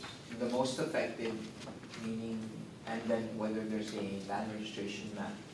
So like I mentioned earlier, lot 7153 in Gigo CLTC has awarded 56 leases on that unregistered property. Okay. But it does have a land registration map. And then so forth, Califofo has 30, Any other has a land registration map with the FY number? yes. I mean, you guys check? Yeah, it's on the left, Oh, okay. in the notes. Roger that. Okay, good. No, it's all there. Okay, So, it's up to the board whether you guys wanna go over it, might wanna rearrange the order, that's totally up to you guys. I'm okay for us to proceed, because we have to get the attorney, right, to, It's a process, yeah. a long process. Yeah. So if the Yeah, board's it's a acceptable with motion. the order that presented, then And I will say, just so you have Yeah. 360 degrees of awareness, when we were talking to members of the legislature and discussing how some of the null and void leases are null and void because the statute says you can't issue a lease on unregistered land. The response from members of the legislature was, well, you're responsible for registering that land, so go go get it registered, and then you fix the problem, That's to you, the legal, or to land trust. to all Oh, of us. that's- Yeah. Yeah, I mean, the commission is gonna claim ownership of the land. And as soon as the registration is complete, then that lease is no longer null and void, because now it's a lease on a registered piece of land. Hopefully. Okay, I understand. So the order of priority here that was set up is depending on how many leases were issued on And whether Blah, there's blah, a blah. map available, the, and when what? and whether there's a land registration map available. So all the FYs are land registration map available? Correct.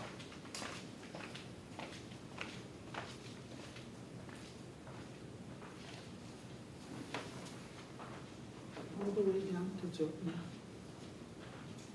Oh, past that, no, no, no.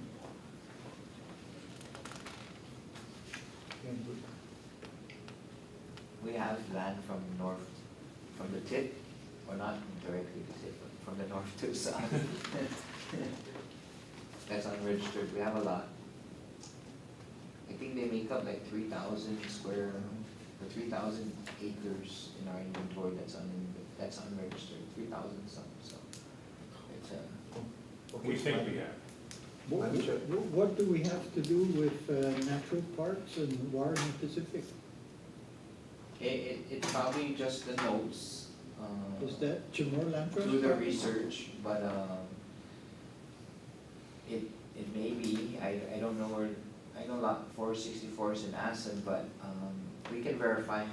I wasn't the one who put this listing together, but it's just part of their notes. Could be the opposite side of the street, or, I mean, and it's, as we've discussed, part of the registration process is to discover, does anybody else Yeah. have any claims, issues, comments, or concerns? So undoubtedly, as we move through this list, there will be some weasels come out of the woodpile that we're gonna have to work through. Okay, Okay, and this listing, I believe, was derived from the 2218, so, from the Attorney General. probably about 2218, how it Oh. was, people, agencies were reserving lots and whatever was government and all that other great stuff. Yeah, 2018, that reservation. Okay, Madam Chair, I'd like to make a motion to approve the unregistered property list and to start the process for registering In the order, in the order that it was listed. I second. All in favor, say aye. Aye. Aye. Motion carries. I'm gonna need a long vacation. Not worry. Madam Chair, may I request a short recess? Short recess. Okay, second. What, short, 7 minutes, or How what time short do you is have to short? be? Huh? How short is short? Next week. 5:30. Okay, okay. 7 minutes.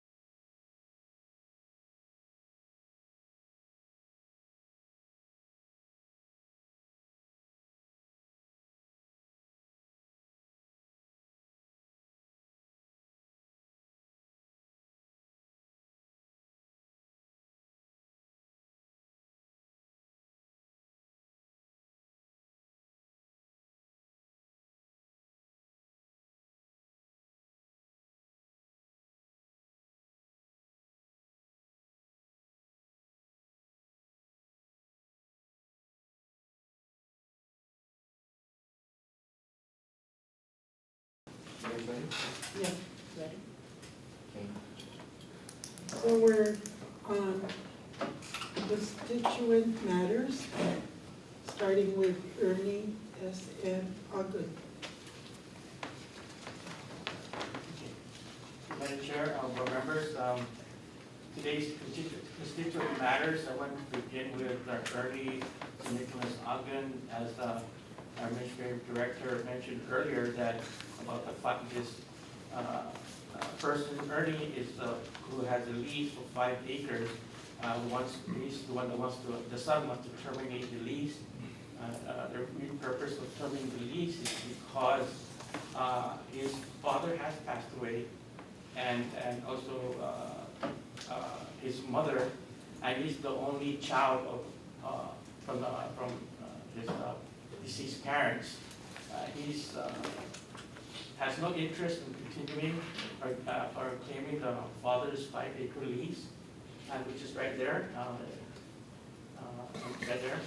And one time they were farming way back, and as during the Arendu, and way to the early 2000s until father took sickly and no longer farmed. So right now it's abandoned, and you see a little like white area there where they used to farm, like their own bodega, or but that's no longer existing, because I think this area was like 3 or 4 years ago, and nobody has been attending or farming that property for a long time. So he's here he requested to terminate his father's lease and also terminate his father's application. And he doesn't wish to to take over the father's agriculture lease, the 5-acre, has no interest. And the father applied? The father applied? The father got the lease from his mother. Mother was the original applicant, who was under the land use permit? Land use permit, right. So mother passed, the successor was Ernie, so Nicholas Ogden, who is now deceased. So the son,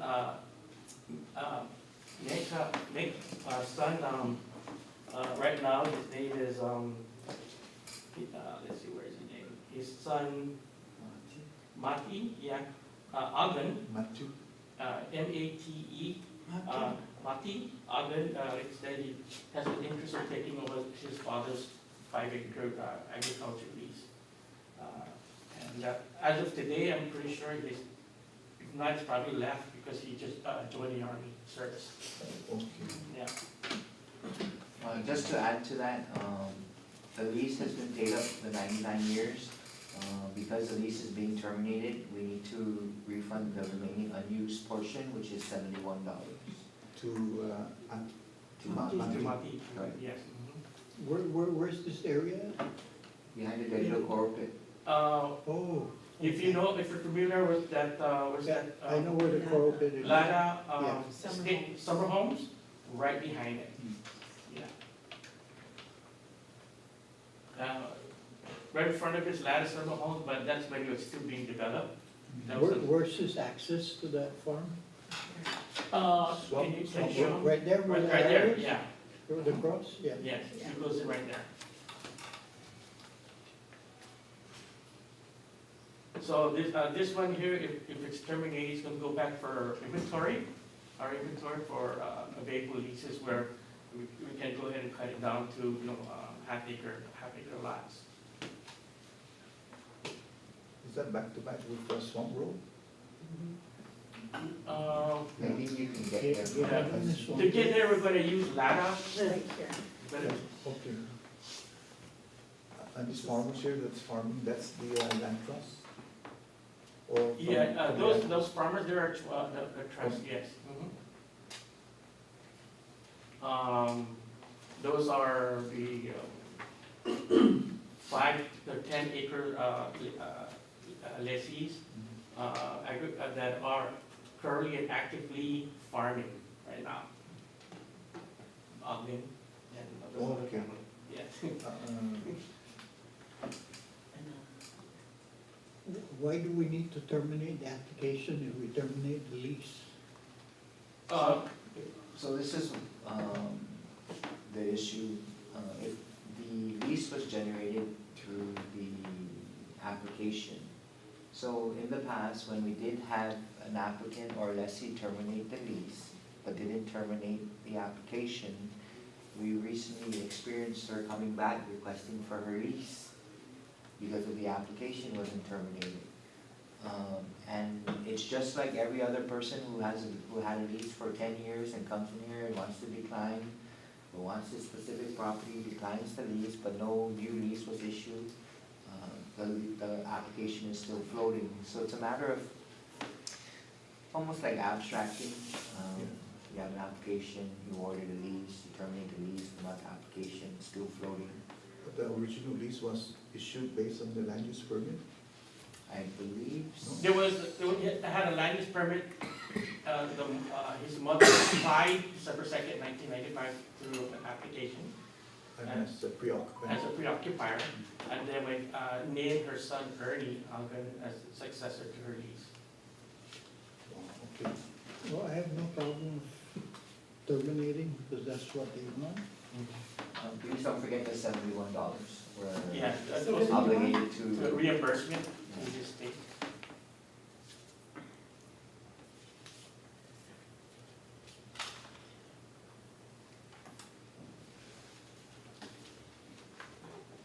No. Madam Chair, I move that we approve the requests of the, where's the lot number here? 101. I don't want It's to not, be it's not. On this application.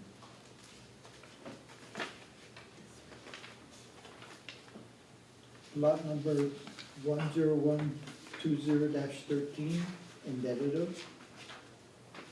A lot consisting of 5 acres. Recorded under DOM instrument number 736443. The request is to terminate the application and release for the agricultural property and refund the remainder of the $99 for the 99 years to $71 reimbursement from the, $71 reimbursement from the initial $99 lease. lease fee. Commissioner Guido, if I may, Mr. Uggan also has his own application, which is the third item, which the son is also requesting to terminate. If we can just include that in your motion, it's one. Okay, to include Mr. Uggan's application Dated April 8th. dated April 8, 1998 1998. at 11:02 a.m.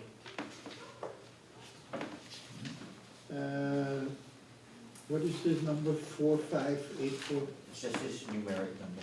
Oh, okay.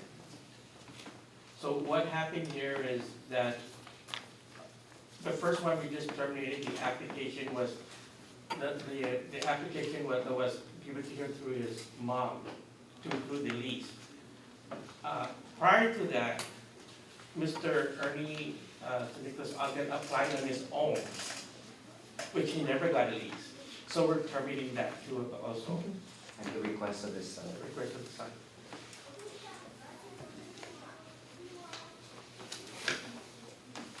Second? Okay, Madam Chair, second the motion from. All in favor, say Aye. aye. And motion carried.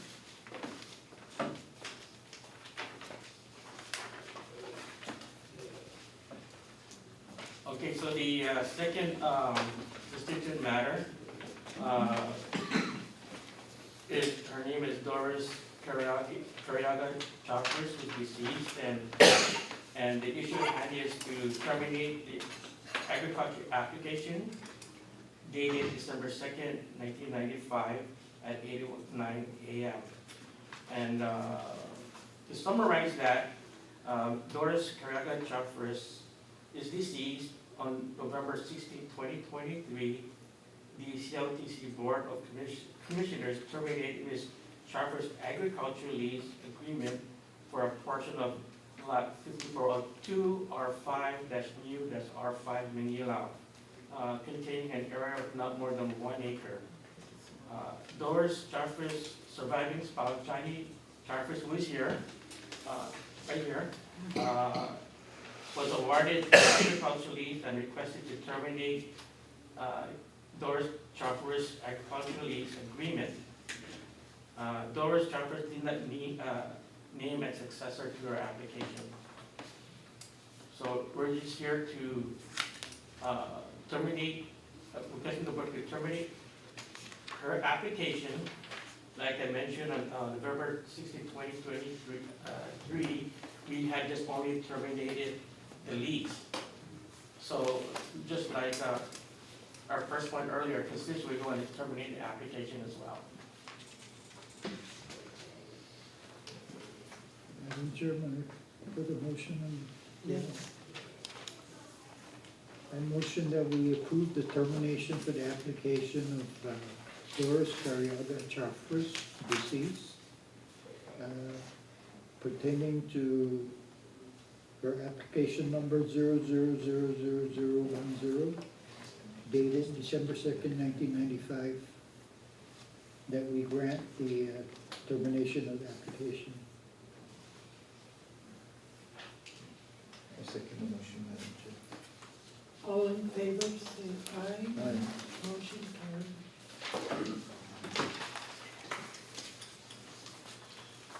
This item with the subject matter, Ms. Dede will take over. The next item is Ms. Rosita Mesa. Ms. Mesa is a beneficiary of CLTC loan guarantee. We received a demand letter from the U.S. Small Business Administration in the amount of $68,738.27. Ms. Mesa's loan is in default. That's the only reason why they'll request for or issue a demand pay. If the board would like to decide on this, whether to resolve this and pay it in full or consult Attorney Miller and see if there's any requirements that SBA did not comply with. For example, like informing us prior to, there's like this, if I'm not mistaken, I believe the loan guarantee calls for the lender to inform us within 60 days or of the default or prior to the default, the declaration of a default. But we want to inform the board of the demand pay that was received for Ms. Mesa.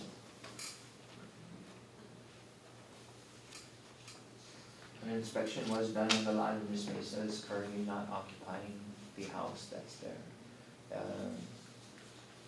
The house is vacant. Correct. Any successor? She's not deceased, she's just not staying there. And she doesn't have a successor in her lease? I mean, because she's got a mortgage, right? Correct. And I'm just checking. And the house is abandoned, you say? Did we do an inspection We of the did, property? the staff did, there's no one occupying the house or staying at the house at this time. Condition of the house?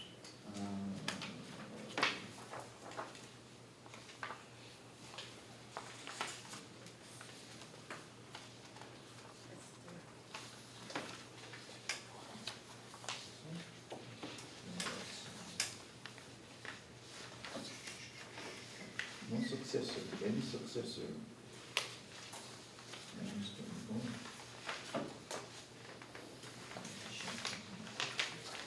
There was an inspection done.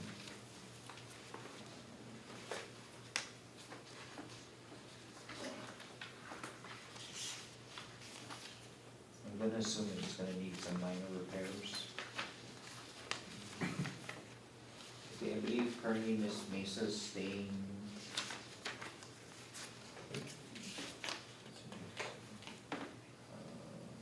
at an elderly housing unit in Agate. the last time I saw the condition of the house was about 4 years ago when she was moving out. The house is a concrete, semi-concrete wooden structure. It's a very nice house. The lawn was very clean, but as of the last field inspection, when light engine went out, they weren't able to access the property onto the property because of overgrown vegetation. So I believe when they took photos, the photo was kind of obscured. They didn't show the building because of overgrown vegetation. And it's in Jibu, not? Correct. This is adjacent to the Watson's farm. No successor in the application, but, you know, so maybe we can try to see the one take over. On number 22, special power of attorney submitted to Joanne Cruz. Here, you read the issue. So originally, the original applicant, they were married. She got released from the court. So if she goes into default, it goes back to This was awarded to Ms. Mesa through a divorce decree. Since Ms. Mesa has defaulted, we have to reach out to the original applicant, which is her ex-husband. In the decree, it made mention of reverting back to the original applicant, which is Mr. Alan Mesa. And Alan still, And we have to reach out to him. okay. But it's unknown whether he's still alive or not.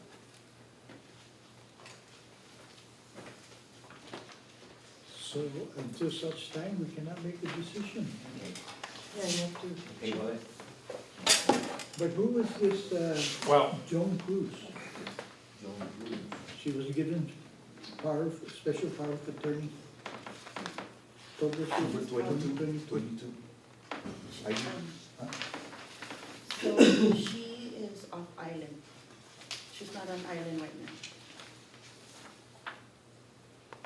But what was her special power of attorney? That's our form that we use here in CHamoru address. It's just to obtain documents related to her application. That's all. It was our form that we generated here. Nothing's specific other than that. So we have to try to contact Alan. No? well, Madam Chair, members, there's a couple different issues moving here at the same time. One issue is that the SBA hasn't been paid, and the SBA wants the trust to make good on the guarantee that it signed off on earlier in time. That's one issue. I presume, but don't know, that the SBA has moved to foreclose their leasehold interest. Typically, that's what a lender does when they don't get paid. So one question is, who owns the house? Is the house still in the Mesa's name, or has ownership of the house transferred to the SBA? I don't know the answer to that question. I guess conceptually, Ms. Mesa's ex-husband could step forward and say, well, gosh, I'd love to move back to the old house. Where do I sign? The more likely response, if we do track Mr. Mesa down, is he's gonna be like, I'm out, count me out. And so legally, without knowing any more than what's written here, legally, I think the next step actually for the commission is to evict, go to court and move to evict Ms. Mesa because she's in breach of her lease. And then you all don't have to do anything.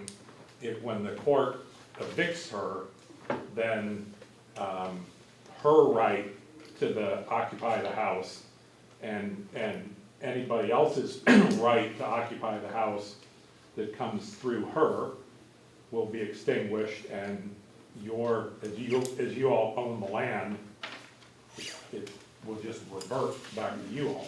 What is the date of the foreclosure? The Levante was issued, I believe, in May, is This year? dated May This year? this year, Now, or April. if we could find Ms. Mesa, and assuming she's of sound mind and body, we could skip the court and just get her to sign a piece of paper that says, I give up my lease and cancel my application and all that good stuff. And if she were to sign that piece of paper, then just as has previously happened, this piece of property would come back in the land trust inventory, but then we're still stuck with having to decide what we're gonna do with the SBA. Now, how would the right of redemption apply to this specific case? Because in foreclosure, you have up to a year to redeem the property back. I have not looked at that under Guam law. Typically, the right of redemption only applies to the fee simple interest. It doesn't apply on a leasehold interest. Okay. And so, again, you know, if we can find Ms. Mesa, and if she is of sound mind and body, then one of the things we put in the piece of paper we asked her to sign is, and it's whatever right of redemption she may or may not have, she gives it up anyway. What's the balance now? 90-some? This is as of April, so it probably increased. And we have, the loan guarantee balance we have is 500K? No, we have more Oh, than no, that. no, in it's the buildings. 4.5 mil, We have more than that, I believe. right? Her I mean, balance yeah. is $68,738.20. And our balance with the loan guarantee for SBA is about 5, or, I know we doing the Typhoon Mawar, right? Yeah. 1 mil. from- In between 5 and 6, I believe. Okay. So I would suggest that we pay off, because the land is still land trust, right? It's a trust land, so even if they go foreclosure, pay off, get the SBA cleared, contact Mrs. Mesa, right? If there's any successor, any brother, sister, grandchild, or granduncle, if she has any successor, and maybe do a financing program, or get additional funds and renovate the home, because you're saying the home was abandoned, Yes. renovate it, get it up to speed, and we'll start from there again. Sounds really good. Makes sense. And we'll do a rent to own to the next person. Or they that can, pay the lease and own the home afterwards, so. that could be also included in our next in line to be leasing. I mean, Right. the next person Right. can get a mortgage from Guam Housing to, Yeah. then why not? Right, but clear out the bank, get Ms. Mesa's successorship, line of successorship, because if we leave the house abandoned, it's gonna be more, since you're saying it was last year, Glenn, that you checked, that it was in good order, Last time I saw was like 4 years ago, right before COVID. right, and maybe it was abandoned last year, or so. It's possibly more than a couple Okay. of years because they have a vegetation there. Did you're a contractor, so did you see the home, maybe estimate? I saw it, 4 years ago, and it's the value there, the condition of the house was very good Okay, at the time. 3 bedroom, As 4 of bedroom, today, I don't know. 3 bedroom, 4 bedroom. About 2 to 3 bedrooms. Semi? Yeah, semi-concrete. It's full. Fully concrete, okay, sorry. Do we have it on the map? See, you guys have in Google? I tried to open it, but. But that's my option, that, and, that the commissioners can save the property before it gets really deteriorated. Put a couple of $100,000 in it and see if we can find a next successor. Also, just to keep in mind is that stadium was since April, so I'm pretty sure it accrued some interest and other penalties. Yeah, To date. So if the board should decide that they want us to pay it in full and clear the debt, Is the lien still held by SBA, or did they sell it? as we know now, with SBA, any selling to Dale Bank or any other, we don't know of as of today. We just received this document from SBA. We weren't informed by any other collection agency or anything that they have done. What was the original percentage of the SBA at that time? Was 2 or 6%? It doesn't say, but it was, I think it's lower than the most From a recent one. previous typhoon back in, that's a disaster loan? I'm pretty sure, because it's an Yeah. SBA loan. I just want to mention, like, Mr. Guido mentioned, not just recently when we approved one of the SBA loan guarantee, there was one constituent that had, her home, was delinquent and went to foreclosure, but what happened was the SBA sold it to another, Another bank? and it was, and paid off, it was satisfied. And that's why we were able to give the additional loan to that constituent. Okay. I mean, just as another option, depending on how entrepreneurial you want to be, and to amplify Mr. Cruz's notion of flipping the house, another option would be to, for the commission to reinstate the loan with SBA, rather than paying it off in full, simply bringing the loan current, and then finding the next tenant who can qualify for the SBA loan, and then that tenant just takes on the rest of the loan. After house renovation or as is? That's- No, that's a good path, right? Just so that we don't leave the house to be really down to the bone, down to the bone, but it's a good option. In other words, we're continuing the process. That could be done, but we're just gonna need the board to decide if we bring the loan to current, that could be And done, I'm supposed to be paying the monthly? correct? Because we're gonna have to maintain. We don't know what the monthly is now. We don't, and we don't know whether they'll accept it. Yeah, It's an option, but we, recently recently we had created communication with one of the staff attorneys for SBA, so we can engage that conversation with him if it's acceptable, and if it is, then, so would the board like to table this and we can bring it back next month while we do our the research. and Well, I think my recommendation is that the board direct the staff, at least for right now, to see if we can find Ms. Mesa and figure out, is she of sound mind and body, and can we get her to just sign the paperwork that says she's out? And then that eliminates 50% of the problem here. And then we can keep talking about the other 50% is what do we do about SBA and what do we do about the house? So, Madam Chairman, for the motion, I move that we allow our acting director to research with SBA the circumstances involving this foreclosure and So see if you can negotiate, or what can he negotiate in regards to a possible or probable settlement between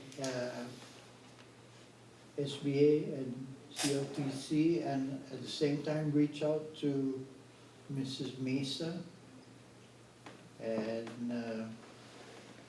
informing her of what's going on with her property in the event that she doesn't know. We don't even know either whether she's on island or not. So a comprehensive research for our acting director to check both SBA and try to reach out to Ms. Mesa. And if you can get her to sign the termination paperwork, do it. Just so you know, all the SBA defaults that we presented, we did attempt to try to contact them via telephone, but we have been unsuccessful. There's only one that we were successful, but he didn't show up for the meeting, so. Or there was supposed to be one today? Our meeting prior to this Oh. meeting to try to Conference. arrange to see what's gonna happen going forward, but he didn't show up, so. You said the last location of this constituent is located where? The elderly housing in Agate, that's what it says on the document, Oh, on there. yeah. In one of our her documents in her folder. Okay. Second? Okay, I second the motion. All in favor, say aye. Aye. The next constituent is Ms. Rita Lobato Kilva. We also received a demand date from SBA dated 4/16/2024. The amount due is $99,015.57. The staff did do a site inspection and there are people occupying the home. Ms. Kilva is deceased, so we attempted to contact her named successor, but we've been unsuccessful at this time. The people that were occupying the property are family? I believe so. Were they not aware that there was a mortgage? They were aware because Ms. Kilwa, this is not her first go around with the SBA. During the tenure of Mr. Mike Borja, we did meet with Ms. Kilwa at that time again, because at that time she was also delinquent with her loan. So this is an ongoing situation with Ms. Kidora? Correct. In the file, there should be pictures of the house. Who is her successor? Ms.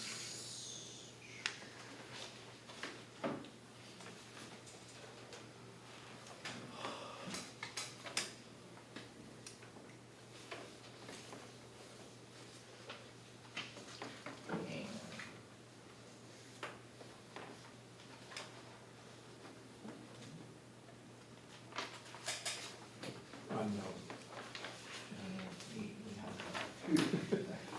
There on the sign inspection sheet.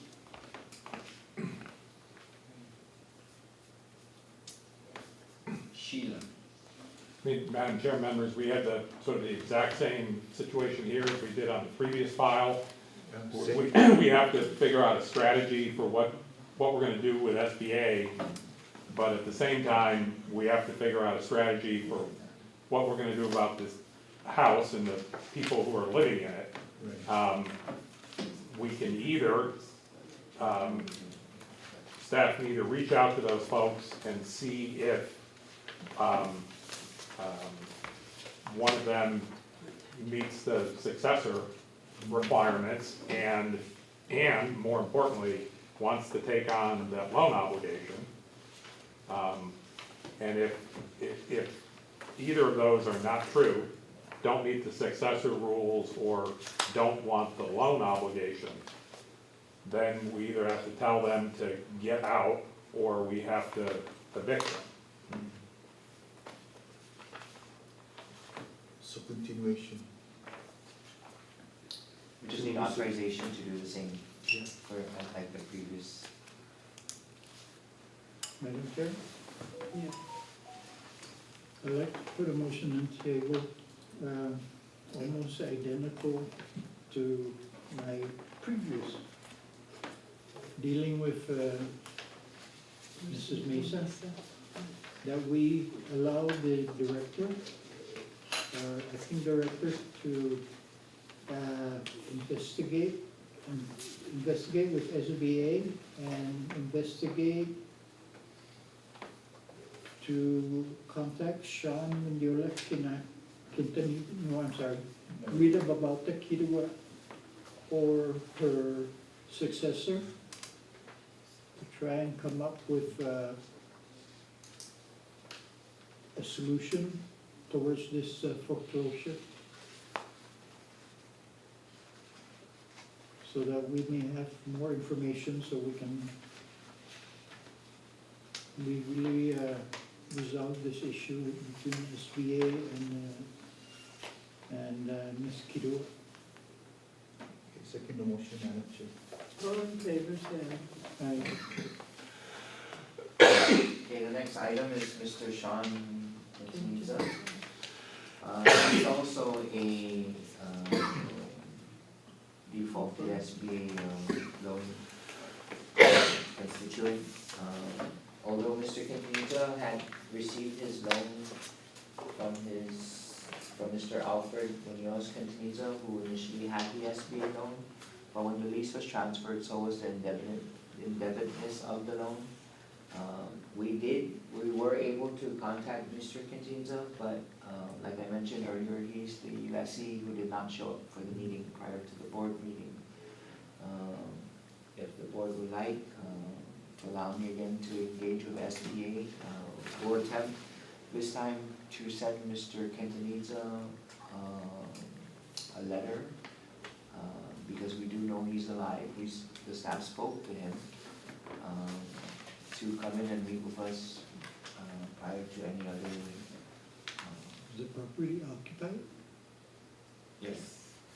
Is it a fully concrete structure? That's, Yes. that's, That's concrete roof, right? that's Mr. Quintanilla's house. It's fully concrete. It is. Yeah, that's an SBA requirement, right? Yes. The bill has to be.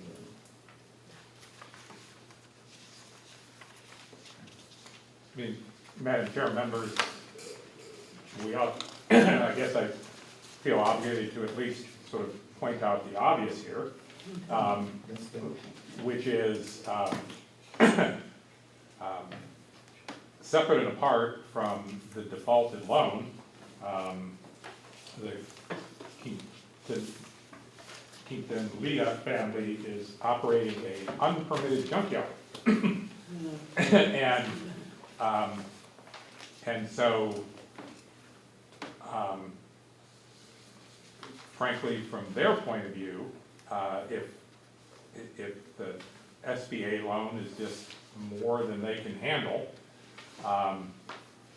the prudent thing for them is to just walk away and leave the keys under the mat, and then we will own a unpermitted junkyard and have to do something with that.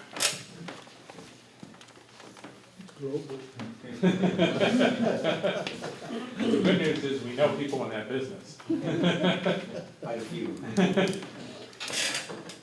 Madam Chair? Again, So same, Mr. Quintanilla is located in 9210, so he will be receiving a non-compliance letter of, where is it? 9210. 316. Okay, I take that back, sorry. No, Quintanilla.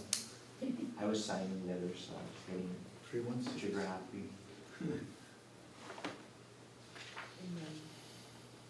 Madam Chair? Go ahead. I propose to have our director follow the same terms and conditions as the two previous motions that I put on the floor, so that he can interact with the SBA and also reaching out to Mr. Quintanilla and see if a successor is able to assume the loan and the lease.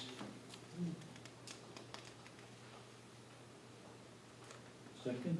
I second the motion. All in favor, say aye. Aye. Carried. Oh, I'm sorry, and also to remediate the junkyard.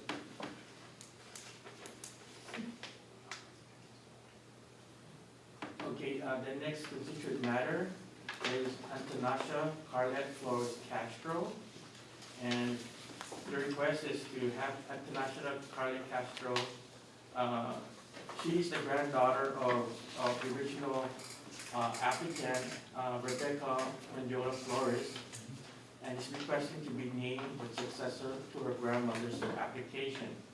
So what's happening here is Rebecca Mendola Flores is the original applicant, and her date and time is December 2nd, 1995 by 8/11, and number 5.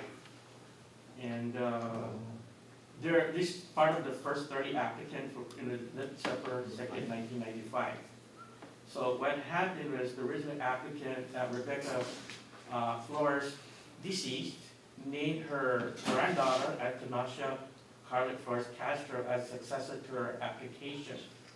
As we know, Public Law 23-38, transfer of application rights does not allow granddaughter as successor to the application. But there's a recent law that was just passed recently, Public Law 37-74, subsection 75A 109 that allows now granddaughter to be named as successor to the lease. So what we're asking right now to summarize is in the land use report is the original applicant, which is Rebecca Mendola Flores, who is deceased, named her granddaughter Antonasha Flores Castro as the designated successor to her application. Request to have the board revert the application back to the original applicant, Rebecca Mendola Flores, then name Antonasha Carlet Flores Castro as a successor. So we're asking so that revert back the application back to the original applicant, Rebecca Flores, and then once it's reverted back, we can now name Anastasia as the successor to the application. This issue is the number 6 that held us up. So This is the prior, one. yeah, so prior This is to, number 6? this is the number 6. So prior to that, before the expansion of the successorship, like Glenn had mentioned, Ms. Antonasha is the granddaughter to the original applicant. Now that the law has been passed, it's presented to the board for the board to revert, like Glenn said, the original application back to the deceased grandmother. And given that she has no named successor, the board has the authority now to name Antonasha, who's the granddaughter, as the successor to this application. The reason why this was presented to the board was to correct the action that was done that was incorrect. Also, we're preparing already to start sending out the letters for the next 20-some applicants. This is the one that's holding us back. So Ms. Antonasha will receive a letter if the board should decide, based on their authority, to revert back the application to the deceased applicant, and through also your authority to name Ms. Antonasha as the successor. Norman, do we have to go through that whole circuit? I mean, she named her successor, but at that time, she was not eligible to be a successor, but now the law has changed, so now she's eligible.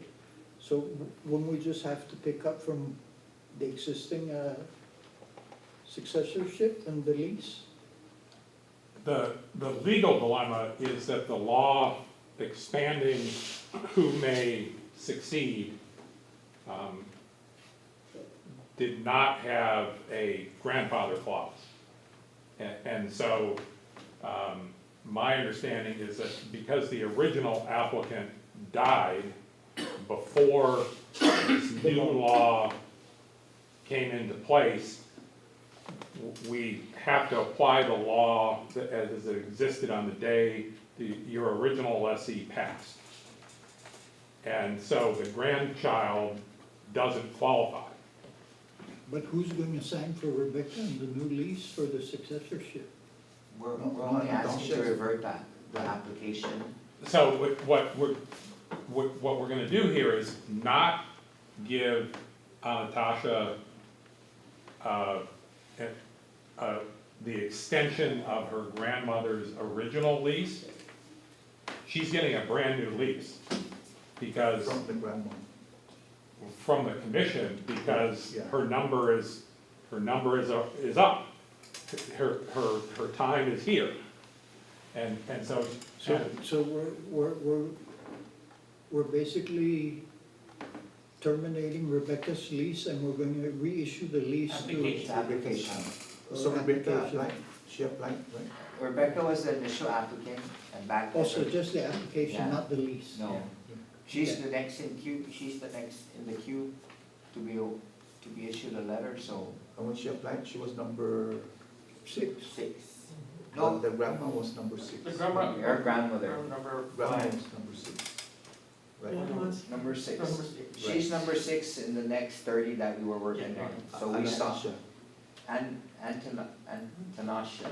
But because of the action of her grandmother naming her the successor, and then the grandmother passing, and then CHamoru Land Trust transferring her application rights to her granddaughter, which was not allowed by law. Right. Now we're requesting the board to revert We're it, gonna correct the wrong. and then because you guys have the legal authority to designate a successor when the successor is not named, to name her granddaughter Antanasha, so we can move forward. So the motion would be to Amend the initial application. To revert revert first. to the original, and then because there's no named successor, the board named Antanasha. But didn't she name the granddaughter as her successor in the She original did, but- application? But because it was named prior to the enactment of the law that extended the successorship, and then the application was transferred, that was not Non-compliant. non-compliance with what was in the act. So the Antanasha is becoming her grandmother's successor, not because her grandmother said so, but because you say so. And her name was the successor that was Correct. not qualified at that time until the law. Correct. Okay, so I make a motion to revert. The initial Township, application. right, Anna Township. Application reverted back to Rebecca Mendiola Flores, Correct. right, and designate Anastasia Carlet Flores Castro as the Named successor. legal successor today. Correct. Okay? Second. all in favor, say aye. Aye. Right. Wow, this is the one, huh? This is This was what this whole. That's up for life. 1995, and we have 2,900 leases after this. So this is gold.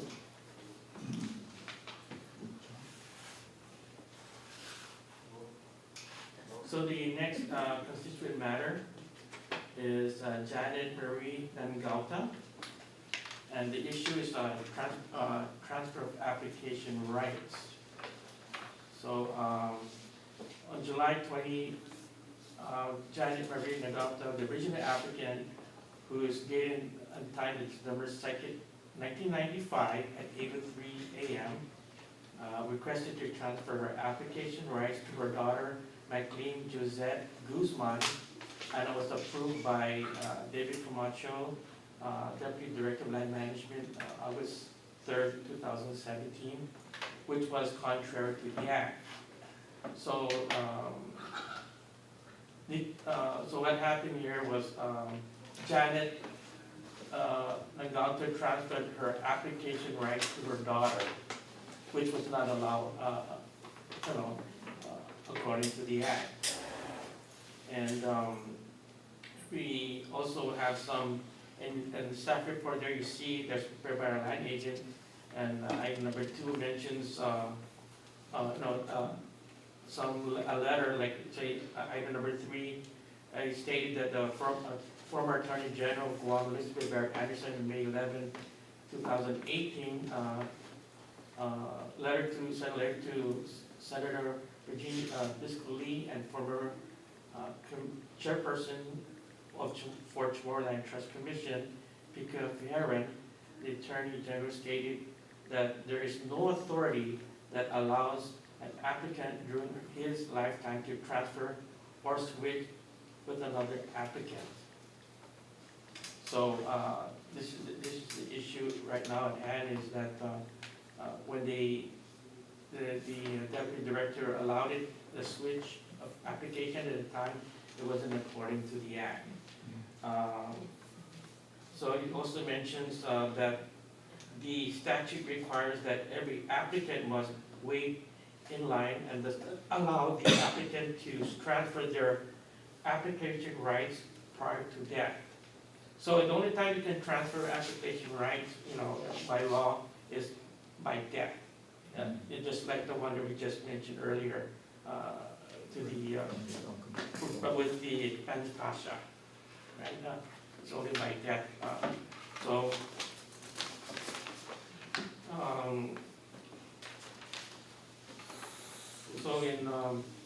in summary, in August 3rd, 2017, Janet Marie Nagalte transfer of application rights to her daughter, Eileen Josette Nagalte Guzman, was approved contrary to the act. Request the board to revert the application back to the original applicant, Janet Marie Nagalte. So we just, because it was transferred wrongly to daughter, we requested the board to just transfer back to the original applicant,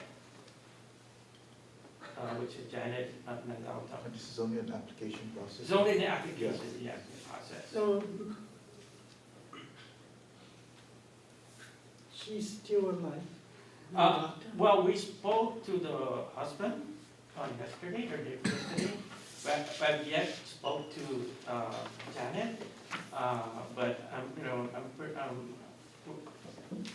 I'm pretty sure she's probably still alive, because we did mention to the daughter that, because the next one agenda constituent is regarding the father also, so the same, similar, so father transfer application rights to son.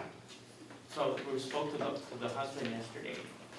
So what we're asking right now is to revert it back to the original applicant, who is Janet Marie Nagalte, and the only issue now at hand right now, that in part of our research,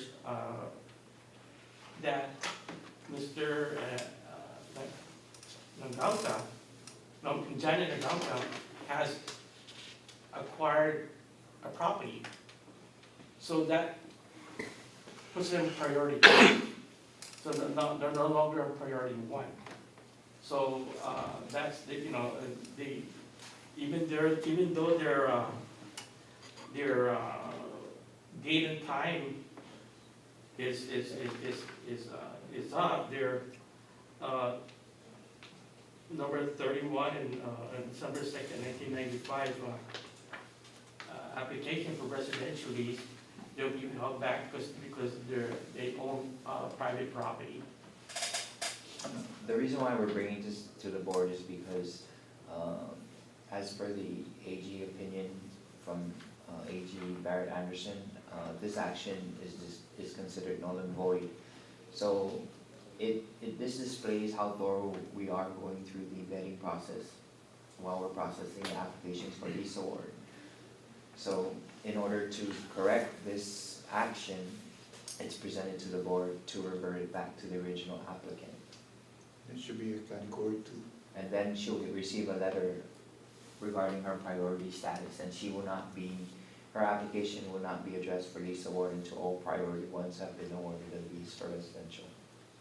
No, agriculture will not the priority. So agriculture and residential are two separate database? No. They're all merged? We have it based on first come, first serve in the order. Okay. It's not difficult to separate them, to do a query and separate them. Although if we're processing applications in the order it was received, it just makes more sense to have it in. Okay. So let's say this constituents number 6. after number 5 that we just resolved, right? So then her category changed, so she won't be number 6 now? She's She'll not, be what number? she's number 6 in terms of Residential, coming up category 1, to be processed, yeah. but because her priority status changes, To- she'll be priority 2, so we will not address this application until all priority 1s for residential have And been. of the 11,000 that we have now, we have a separate database of category 1s? We can filter it, Yeah, yeah. But we have to revert it back first understand. and then determine that she's in priority 2, and then send her a letter and let her, inform her of her priority status. Just for information, so do we have a number of how many category 1? But Glenn mentioned that the husband was also a recipient. Yeah, so that's my next one. How did we get a husband and wife getting 2 separate leases? The only applications, An Oh, application. application. Yeah. they're not leased, they're not lessees. One could be residential, one could be agriculture. We're still going through that because according to the act, if a couple becomes married and they both have Yeah. leases, they have to give up one. Both of the same lease. Yeah. So we're going through that. But at this time, both individuals are not lessees, they're both applicants. But in order to correct the action of the past, we have to revert it back to the original applicant, who's still alive. And this applicant, Janet, purchased a property in a category 2, does that include also the husband? Yes. Shall we do one? If they're married and Yes. if they're married and they own private property, If there's a deed of some sort that they had received for private property, then their status will change if they're both residential applicants. Okay, Madam Chair, make a motion to revert the application for, is that McLean, Joseph Guzman? Janet Marie Nagata. Oh, and the dog. McLean is the daughter who they transferred it So to. we have to revert reverting back to the original So from- applicant, which is from Janet. Joseph Guzman back to Miss Ja- Janet. Janet, Miss Janet. Nagata. Okay. Say, Right, oh, I'd like to make a motion to revert the application for McLean Joseph Guzman back to the original Janet Marina Gupta. Second. all in favor, say aye. And then- Okay, so lastly, last constituent matter, as we discussed earlier, Michael Adrian Guzman, same thing, he's the original applicant, whose date and time is December 2nd, 1995 at 8:39 a.m. Application number 32. And also what he did was he transferred his application rights to his son Jason Anthony and Gauta. So what we're asking now for the board, again, is if they could revert back the decision from, revert back the application rights that was given to the son Jason Anthony Nagauta, revert back to His father, Michael. his father, Michael Adrian Guzman. So that, and like I mentioned again, there was known to have purchased property, and that was set him in priority 2 for issuance for residential use. Motion to, I'd like to make a motion, Madam Chair, to revert the applicant, Michael Adrian Guzman. Jason. Jason Anthony Nangauta Guzman back to Michael Adrian Guzman. second, Second. all in favor, say aye. Just so that everybody's aware, the two applicants who received the applications of their parents, we will be sending them a letter. In the act, they have the opportunity to appeal your decision. but nonetheless, what's required in law is not allowed. But we have to afford them their due process also. Yes, but now in this particular case where husband and wife have two different applications, It's just regarding the transfer back of application. It's the application rights, if it was a lease, it'd be different. If two different applications. yeah, but I mean, we can't issue a lease to both of these cases We because shouldn't, but we're not supposed to, but it has to be done. we're here to correct that. Yeah, we're getting there.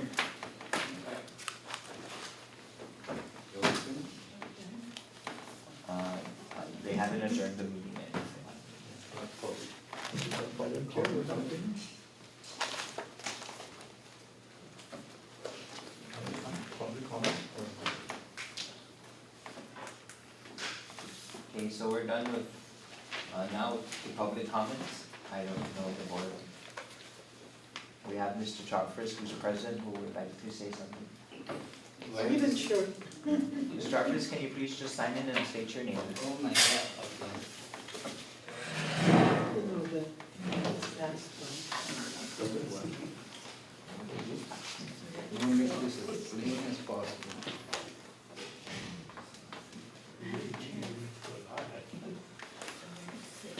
It's 6 o'clock. Okay, good afternoon. Board members, Chairwoman afternoon. Mrs. Armin Berdala, and Mr. Earl Garrido, Mr. David Herrera, also the CLTC Commission members, Acting Director Joseph Cruz, Land Agent Glenn Hay, and I guess Mr. Miller stepped up for a minute. But anyway, what I want to bring up is, you guys forget one thing about under constituent matters, agenda 7, under Doris Carriaga Chopper. Doctor was mentioning about reimbursement of some of the money that you paid out. Because my wife was being charged with land with a house on it, and there's no house with it.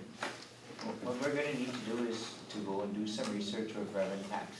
We don't handle real property taxes, but what we can do is we'll verify with revenue tax when it started and when it ended, and if payments were made.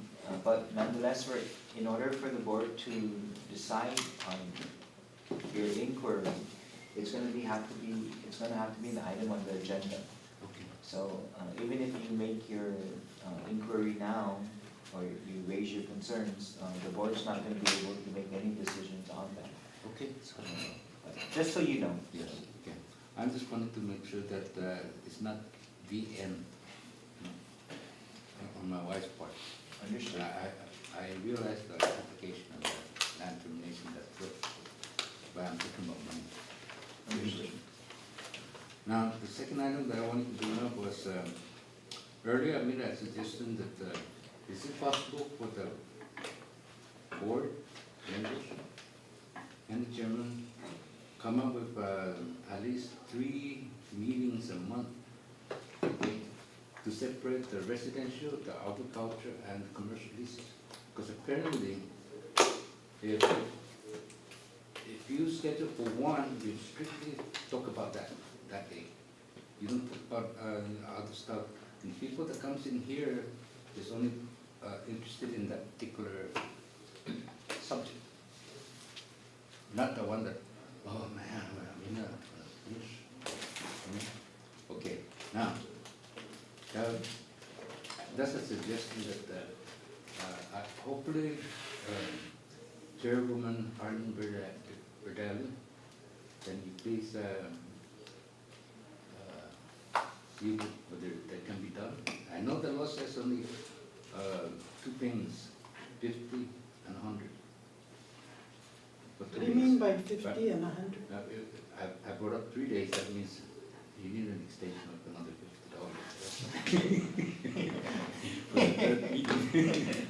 But anyway, that's it on that part. And the last one, wow, I was sitting listening to the legal counsel, Mr. Miller, Okay, he brought up the subject about, it's kinda hard to be sure land if it's not surveyed.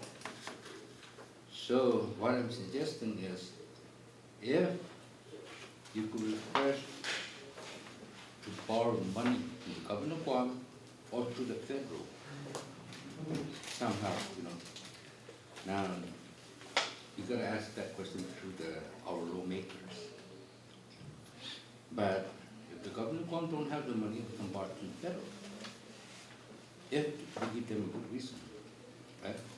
Because we're having problems with this land issue. Now, once you establish that money, then you, if you don't have enough surveyors on island, you can go to Saipan, Tinian, or whoever, you know, to bring them in if they want extra money, right?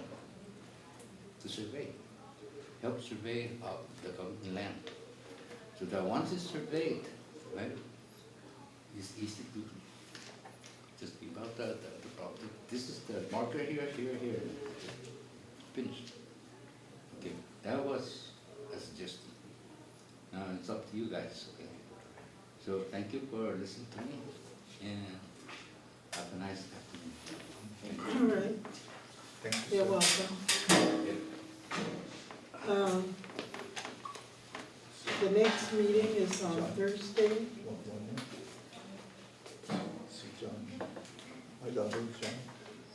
John? Mr. Ibanez, would you like to say anything? Oh, no, no. Oh, you okay? No, that's also John.